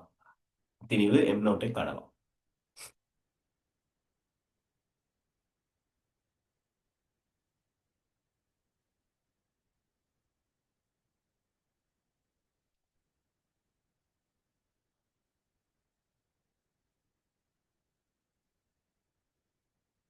ஓகே, இதுல பாத்தீங்க அப்படின்னு சொன்னால் சமன்பாடு வந்து தந்திருக்கு. சமன்பாடுகள் இருக்கிற மாதிரி மட்டும்தான் இருக்கு. பட் உண்மைக்குமே பாத்தீங்கன்னா உங்களுக்கு அளவீடுகளை கண்டுபிடிக்கிறதுக்கான கேள்வி தான் வரலாம். சரி, இந்த மாதிரி ஒரு கேள்வி, நல்ல ஒரு கேள்வி, எதிர்பார்க்கக்கூடிய ஒரு கேள்வி, ஈஸியானது. திருப்பு கோட்பாடு சரியான ஈஸி. சரி, விசையோட சம்பந்தப்படுத்தி மேபி எஸ்ஐ பார்ட்க்கு வரலாம். எஸ்ஐ பார்ட்ல எதுவும் வரதுக்கான சான்ஸ் இருக்கும். சரி, ஸ்ட்ரக்சர்லயும் வரலாம், பார்த்துட்டு போங்க. அப்படி இல்லைன்னு சொன்னா எம்சிக்யூ கேள்வியில எதுவும் வரலாம். சரியா, நான் எப்பவுமே சொல்லிடுறது தான் என்னன்னா, எஸ்ஐல வரதை விட எம்சிக்யூல வரதுல தான் கவனமா இருக்கணும். எம்சிக்யூ தான் முக்கியமான உங்களோட ரிசல்ட்ஸ் என்னங்கிறது சொல்றது எம்சிக்யூ தான். சரி, ஓகே. ஸோ இதை ஃபுல்லா ஓகே, அவ்வளோதான் கேள்வி இருக்கு ஸ்ட்ரக்சரோட. ஓகே, அப்போ இதோட சின்ன பிரேக் ஒன்று தரேன். ஸோ சரியா வந்து 8:45க்கு சாப்பிட்டு நல்லா ரெடியாங்க, தூங்கிடுறது இல்லை. ஸோ 8:45க்கு ஜாயின் பண்ணுங்க. சரியா, சின்ன பிரேக் ஒன்று தரேன். Okay sir. ஓகே, ஓகே, 8:45 சரியா ஜாயின் பண்ணுங்க.